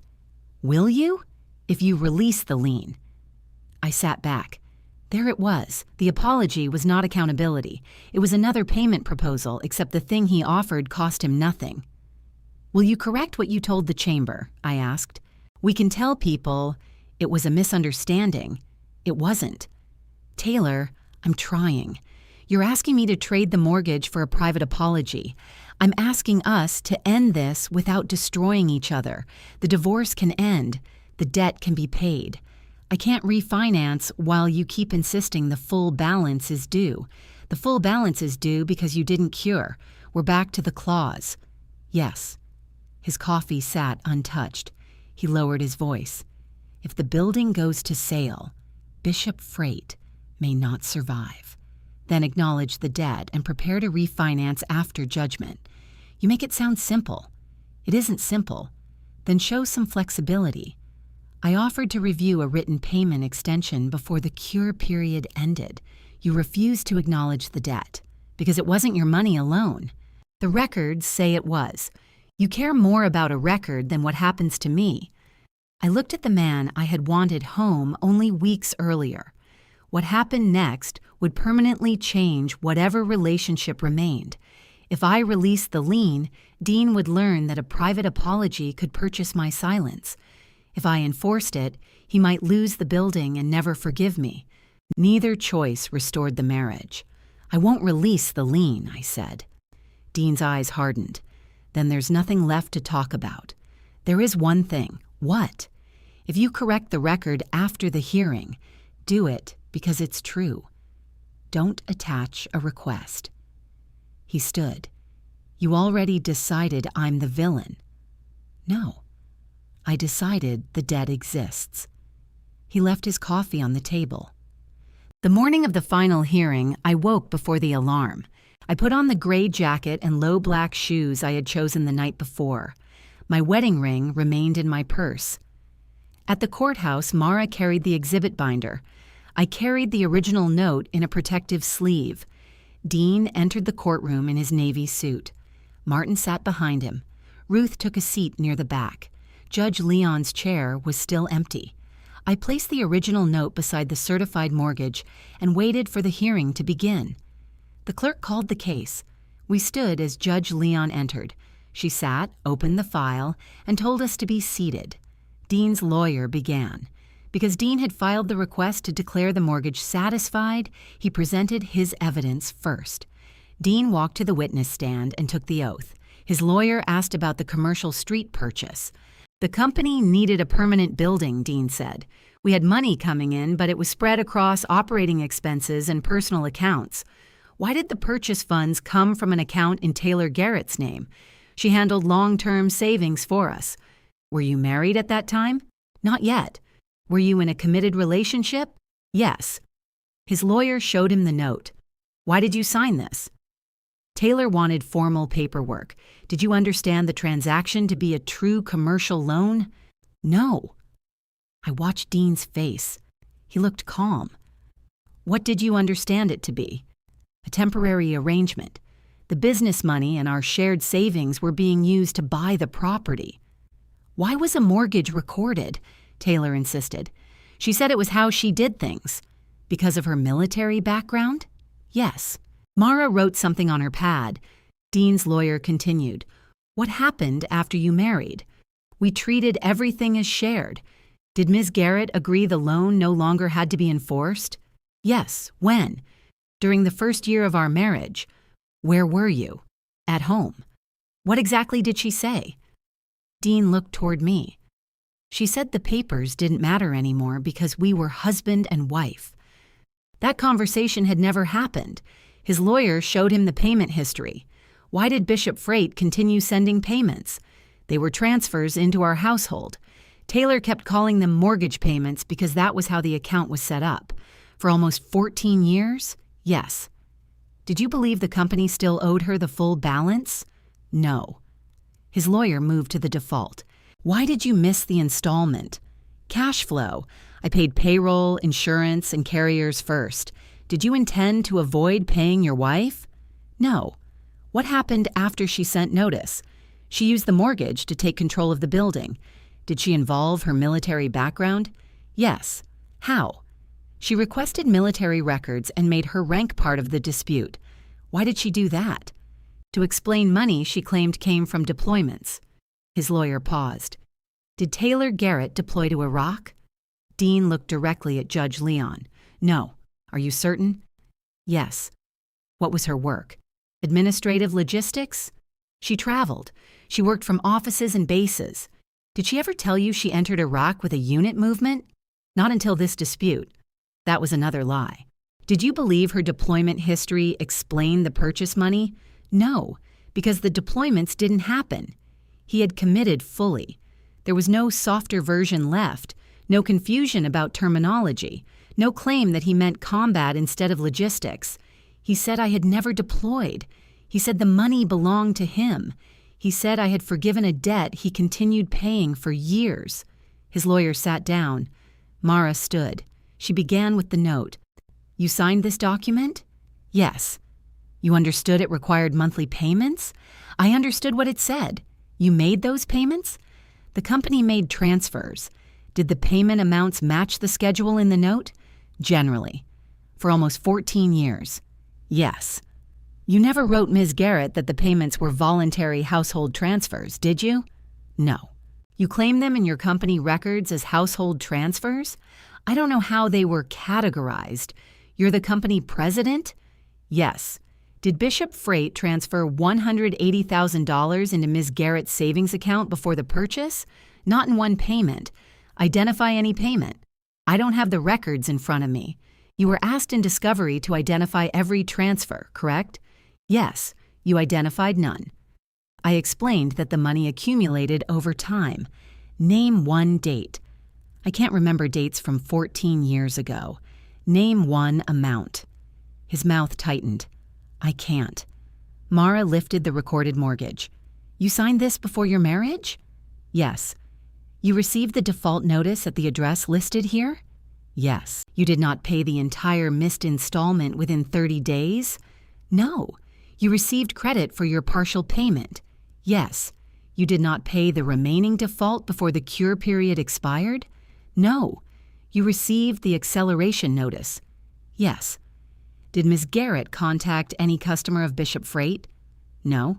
Any carrier? No. Any employee about enforcing the mortgage? No. Did she contact the chamber board? No. Who brought the dispute to the chamber? I did. Mara changed pages. You testified that Ms. Garrett said the mortgage papers no longer mattered after marriage. Yes. Was anyone else present? No. Did you put the agreement in writing? No. Did you ask her to record a satisfaction? No. Did you stop making scheduled payments? No. Did you reduce the payment amount? No. Did you make the payments on the same schedule after this supposed forgiveness? Yes. Mara looked toward Judge Leon. No further questions. Dean returned to his table. I was called next. The clerk swore me in. I sat and adjusted the microphone. Mara began with the loan. I explained the savings account and the purchase. I explained why I required a note and mortgage. I explained that Dean and I were not married when the documents were signed. The original note was admitted. The certified recorded mortgage followed. Mara showed me the Prairie Bank wire. Where did these funds originate? My individual savings account. Where did they go? To the closing account for the Commercial Street property. Did Bishop Freight place those funds in your account? No. The certified wire and statements were admitted. Next came the payment history. I identified the regular payments, the missed installment, the partial payment, and the remaining default. I explained the notice and 30-day cure period. Was the full default cured? No. What did you do after the cure period expired? I exercised the acceleration clause. What did that do? It made the remaining balance due. Mara handed me the acceleration notice. I identified my signature. Dean's lawyer objected to the amount shown in the calculation. Mara explained that every payment, including the partial one, had been credited. Judge Leon compared the calculation with the payment history. The objection was overruled. The financial sequence was established before anyone mentioned the Army log. On cross-examination, Dean's lawyer asked why I had kept a mortgage against a man I planned to marry, because I loaned him $180,000. Didn't you expect to share a future? Yes. Didn't you benefit from the company's success? As his wife, I benefited from household income. That did not transfer ownership of my loan funds. Did you ever call the building ours? I may have, in ordinary conversation. So Dean could reasonably believe it was shared property. The building secured his debt before we married. He asked whether I wanted the building sold. I want the accelerated debt paid. That wasn't my question. If Dean does not refinance or pay, the mortgage provides for the property. So yes, if necessary, yes. He returned to my savings. Turn 2. You've said some money accumulated during military deployments. Yes. How much? I did not maintain separate piles by assignment, so you can't prove the loan came from deployment money. The loan came from my savings account, and the deployment story helps make that sound believable. The bank records make the account balance factual. He glanced at Dean. No further questions. Mara stood again. One final subject. She handed the clerk the certified Army record. Dean's lawyer rose. We renew our objections to relevance and authenticity. Judge Leon examined the certification page first. She read the custodian's statement, checked the repository information, and compared the identified record with the exhibit. This is certified by the military records custodian as a true copy of the official unit log, she said. The custodian is not present for cross-examination, Dean's lawyer replied. The certification is offered to establish official custody and authenticity. The court will determine what weight the contents deserve. He continued to object. Judge Leon overruled him and admitted the exhibit. Only then did she turn to the substantive pages. I watched her read the first page. Her eyes stopped near the top. She looked at the page again, then at me. Mara approached the witness stand with a copy. Major Garrett, do you recognize the unit designation? Yes. Do you recognize the movement described on the first page? Yes. What movement was it? The unit's opening movement into Iraq in 2003. Does the page identify you? Yes. How? I looked at the line. It identifies me as the convoy control officer. The courtroom stayed quiet. There was no applause. No officer entered. No one saluted. Judge Leon read the entry aloud for the record. Taylor Garrett, convoy control officer. Then she looked at Dean. He did not look back. Mara asked, were you present for that movement? Yes. Did you enter Iraq? Yes. Was this before the commercial street loan? Yes. No further questions. Dean's lawyer tried to limit the damage. He asked whether the log showed my bank balance. No. Whether it showed the source of the wire? No. Whether it proved every statement you made about military pay? No. What does it prove? That I was there. He sat down. Judge Leon took a short recess. When she returned, she delivered her findings from the bench. She began with the financial records. The originating wire showed the purchase funds leaving my individual account. The original note identified Dean's obligation. The recorded mortgage secured it. The payment history matched the note for almost 14 years. There was no written forgiveness, no recorded satisfaction, no business transfer supporting Dean's claim that his money had been temporarily held in my account. Then she addressed the unit log. The military record does not establish ownership of the bank funds, she said. The financial documents establish the transaction independently. Dean looked up. Judge Leon continued. It does, however, directly contradict Mr. Bishop's categorical testimony that Major Garrett never deployed to Iraq and fabricated that history to explain the loan. Her voice remained even. That false statement damages the credibility of his competing account, including his unsupported claim that the loan was later forgiven. She found the mortgage valid. She found the default uncured. She found the acceleration effective.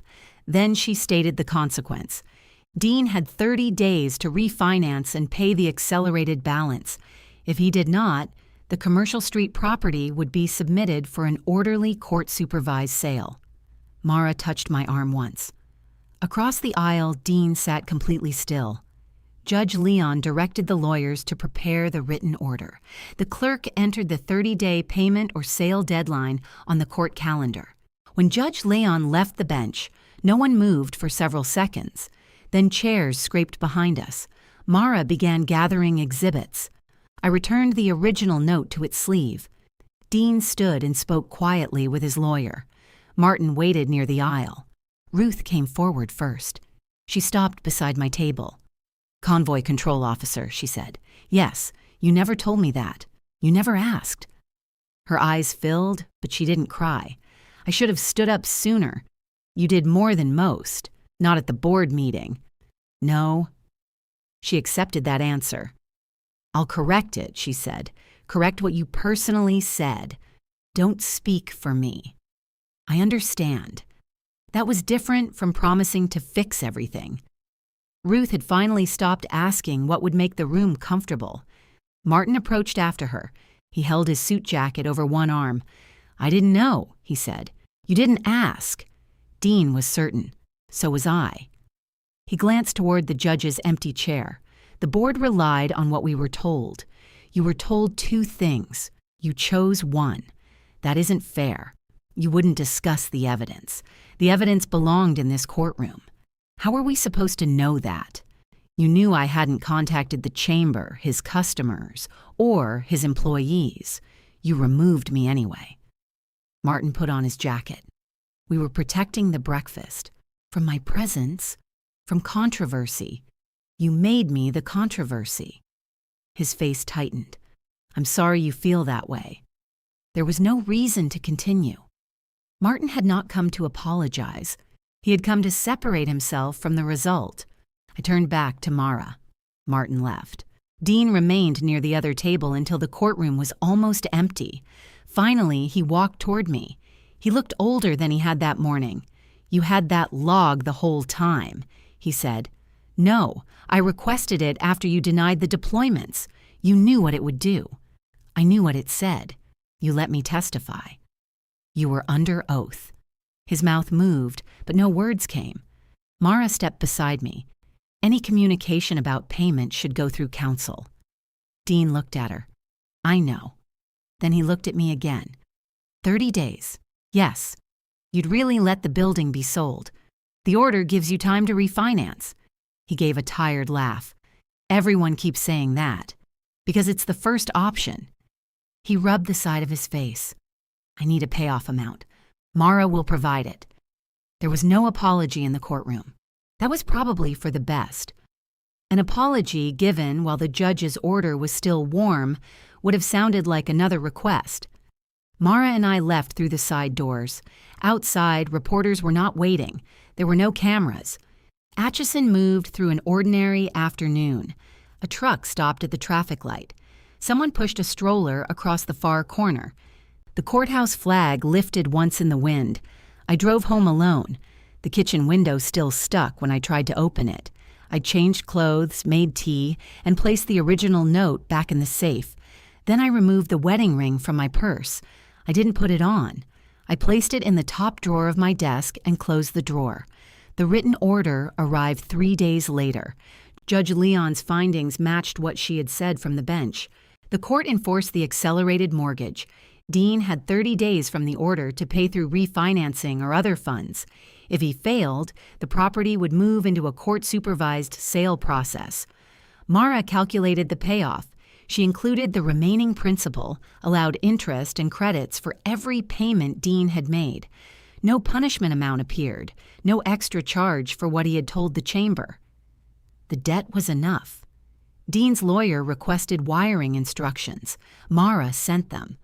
That practical step changed the communication. Dean stopped calling me directly. His lawyer asked questions about the payoff. Mara answered. Prairie Bank confirmed the account could receive the closing wire. For the first time since the missed installment, everyone acted as though the debt had a real endpoint. A week after the hearing, Ruth brought me a copy of an email Dean had sent to the chamber board. He had written it himself. The email said his statements that I had not deployed to Iraq were incorrect. It also said the court had rejected his description of the mortgage. 2 facts. No explanation about stress. No claim that his lawyer misunderstood. No request that the board forgive him. At the bottom, he wrote that he was correcting the record because his earlier statements had affected how the board treated me. I read it twice. "When did he send this?" I asked. "Last night. Did anyone respond?" Martin thanked him for the clarification. That sounds like Martin. Ruth sat across from me. "The board wants to restore you to the breakfast committee. The breakfast already happened. Next year's committee, no. Because of Dean? Because of the board?" She nodded. "They also want to send you a formal apology. They can. Will you accept it? I'll read it." Ruth looked toward the desk. "What happens with Dean now?" "He has to pay. I meant after that, so did I." She did not push. Before leaving, she handed me the old place card. "Taylor Garrett, Major, U.S. Army retired." "I thought this belonged to you," she said. "I took it. Thank you." After she left, I put it in the reputation folder beside the removal letters. Being invited back did not erase being removed. The next morning, Dean sent me a personal letter through Mara. It was 1 page.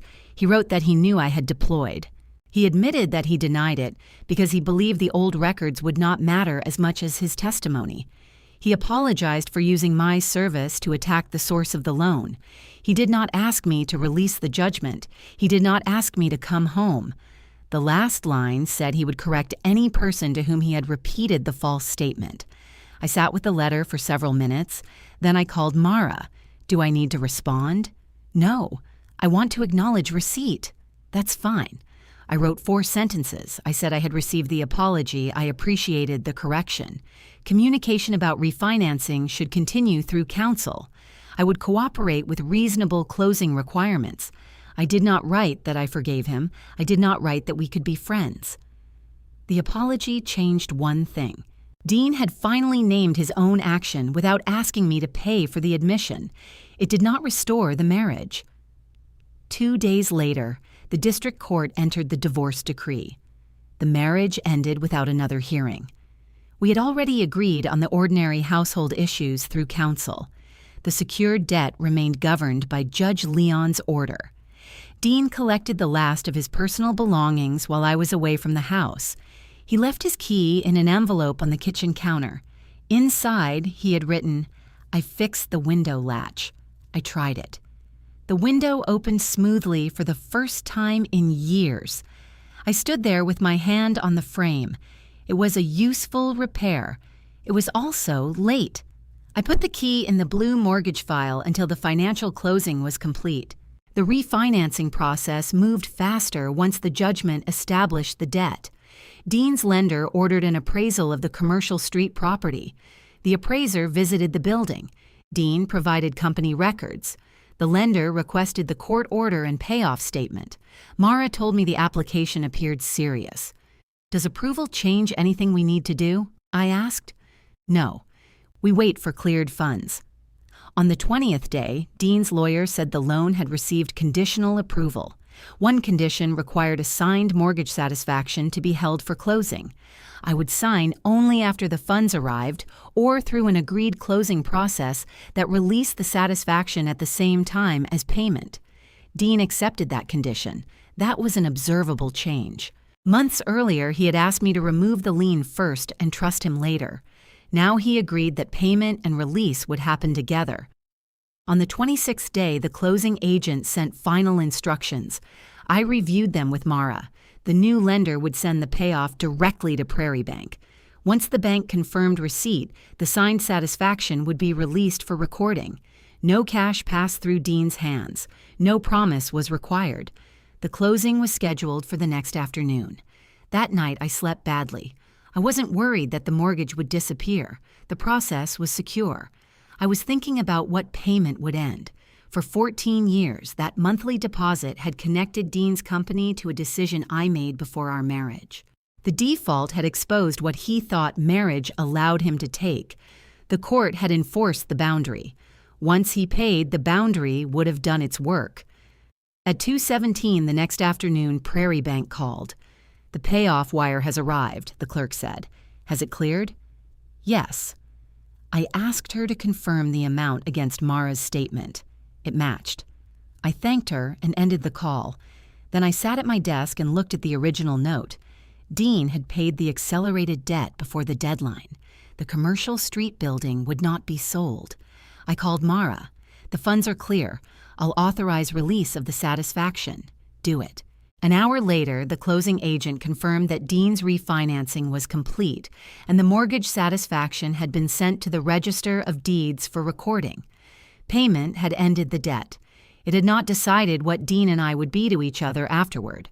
The recorded satisfaction arrived 11 days later. I checked the county stamp before reading anything else. The property description matched. The recording information matched. My signature appeared where it should. I called Mara. It's recorded. Then your secured obligation is closed. Do we need to notify the court? The closing agent already filed confirmation. I'll send you a copy. What about the original note? Keep it with the closed file. Don't destroy it. I placed the satisfaction in a separate sleeve. Then I opened Prairie Bank's website. The payoff remained in my account. I used part of it to reimburse the savings I had spent on legal bills. I did not buy a new car or plan an expensive trip. I called a carpenter about the back steps. He came the following week. He replaced the damaged board and reinforced the frame beneath it. When he finished, I stepped outside and tested each stair. Nothing shifted. The kitchen window still opened smoothly because Dean had repaired the latch. I left it that way. A few days later, the chamber apology arrived. Martin and the board chair had signed it. The letter acknowledged that I had been removed without any finding that I had misused my military status or contacted the chamber about enforcement.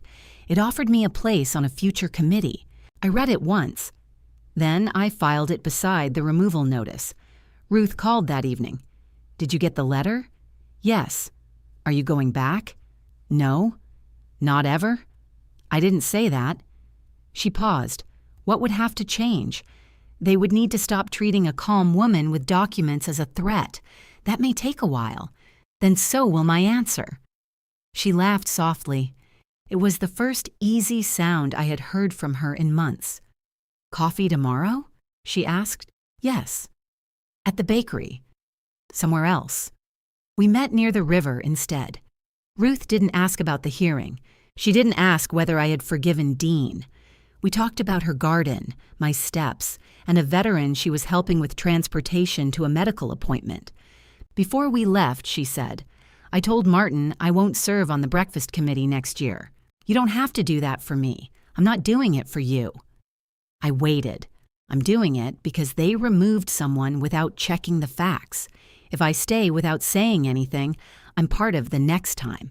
That was an action. I didn't tell her she had earned forgiveness. Friendship didn't need a ceremony. We made plans for lunch the following week. Dean contacted me through email a month after the closing. The subject line said mail. A tax notice for the Commercial Street property had been delivered to the house because an old county record still listed our address for correspondence. I forwarded a scan. He replied, "Thank you." I updated the mailing address today. No accusation, no memory, no reason to continue the exchange. I wrote, confirmed. That was our first test after the debt closed. The second came when the freight company's insurance agent requested proof that the old mortgage had been released. Dean copied me on the message. He wrote, Taylor's secured loan was paid through refinancing. The satisfaction is recorded. Please direct future questions to me. He did not call it shared money. He did not say the lien had been a misunderstanding. I sent the recording information and nothing else. A week later, the insurance agent confirmed the file was complete. Dean wrote, "Thank you for handling this." I left the message in my inbox overnight before replying, "You're welcome." Civil closure felt strange at first. I kept expecting another sentence beneath each ordinary one. There wasn't. The divorce decree remained final. Dean did not ask to reverse it. I did not suggest dinner or counseling. We had spent too long treating marriage as the reason facts could bend. I wasn't willing to rebuild anything that required that arrangement. That did not mean I wanted him ruined. Bishop Freight stayed in the Commercial Street building. The new mortgage payment belonged to Dean and his lender. I had no access to the account and no reason to monitor it. When I drove downtown, I sometimes passed the gold lettering. The first few times, I looked away. Later, it became a building again. 2 months after the hearing, Dean asked to meet. He used email and offered 3 public locations. I chose the bakery because I wanted to see whether the same room could hold a different conversation. He was already seated when I arrived. This time, he had not ordered for me. "What would you like?" he asked. "Tea."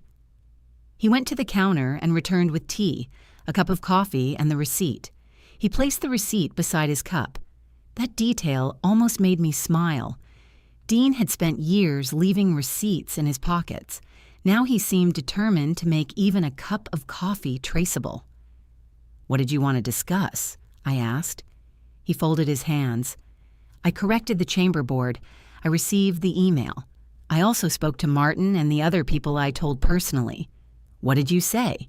"That you deployed to Iraq, that I knew it before the case." He didn't soften it. "And the loan?" "I told them the court enforced it and I paid it." "Did anyone ask why you lied?" "Yes." "What did you say?" "That I thought attacking your service would weaken your financial story." I took a sip of tea. The honesty did not make the action smaller. It did make the conversation possible. "Why are you telling me this?" I asked. "Because I said I would correct everyone. That's all?" "No." He looked down at his coffee. "I wanted to see if we could speak without lawyers." "We're speaking. Do you hate me?" "No." His eyes lifted.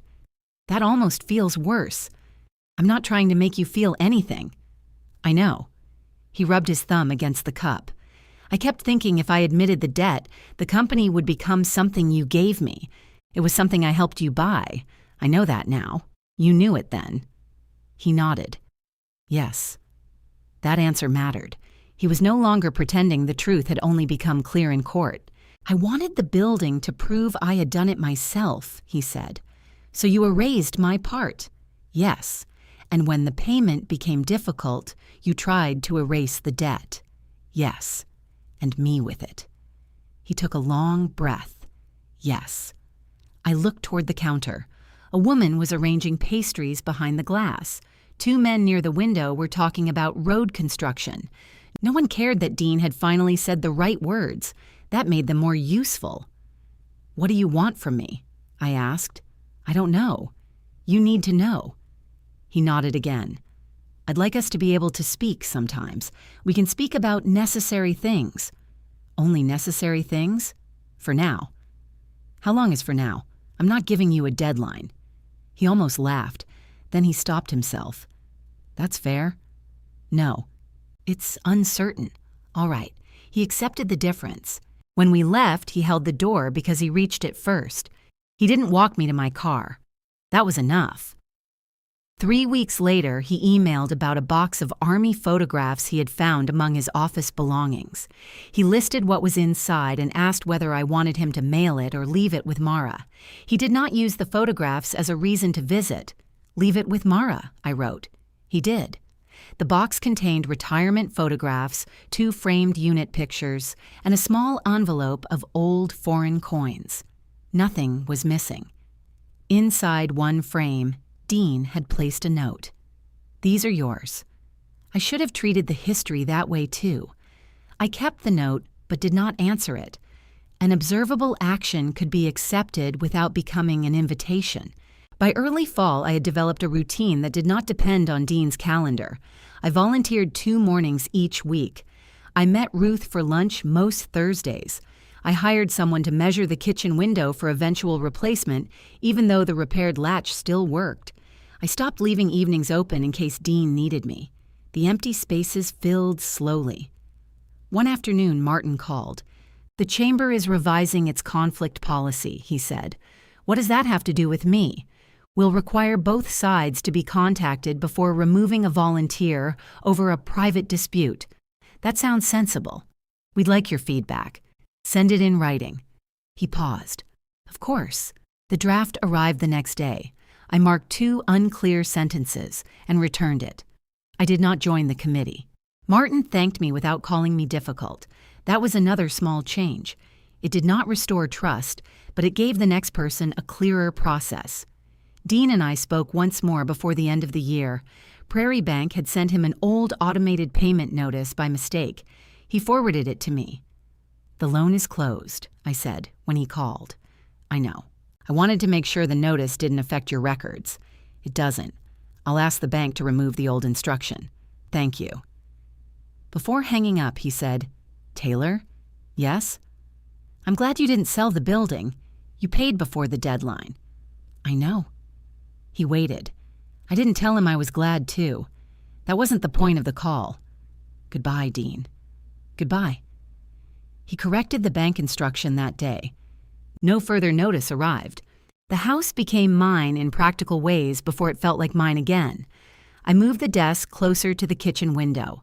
I replaced Dean's business calendar with a plain wall calendar. I marked my appointments first. Some evenings, the quiet bothered me. Other evenings, I opened the window and let river air move through the kitchen. I never returned to the role I had held before. Not with Dean, not with the chamber, not even with Ruth. I stopped making myself useful before anyone had asked what the help would cost. If this story moved you, subscribe and let me know where you are watching from.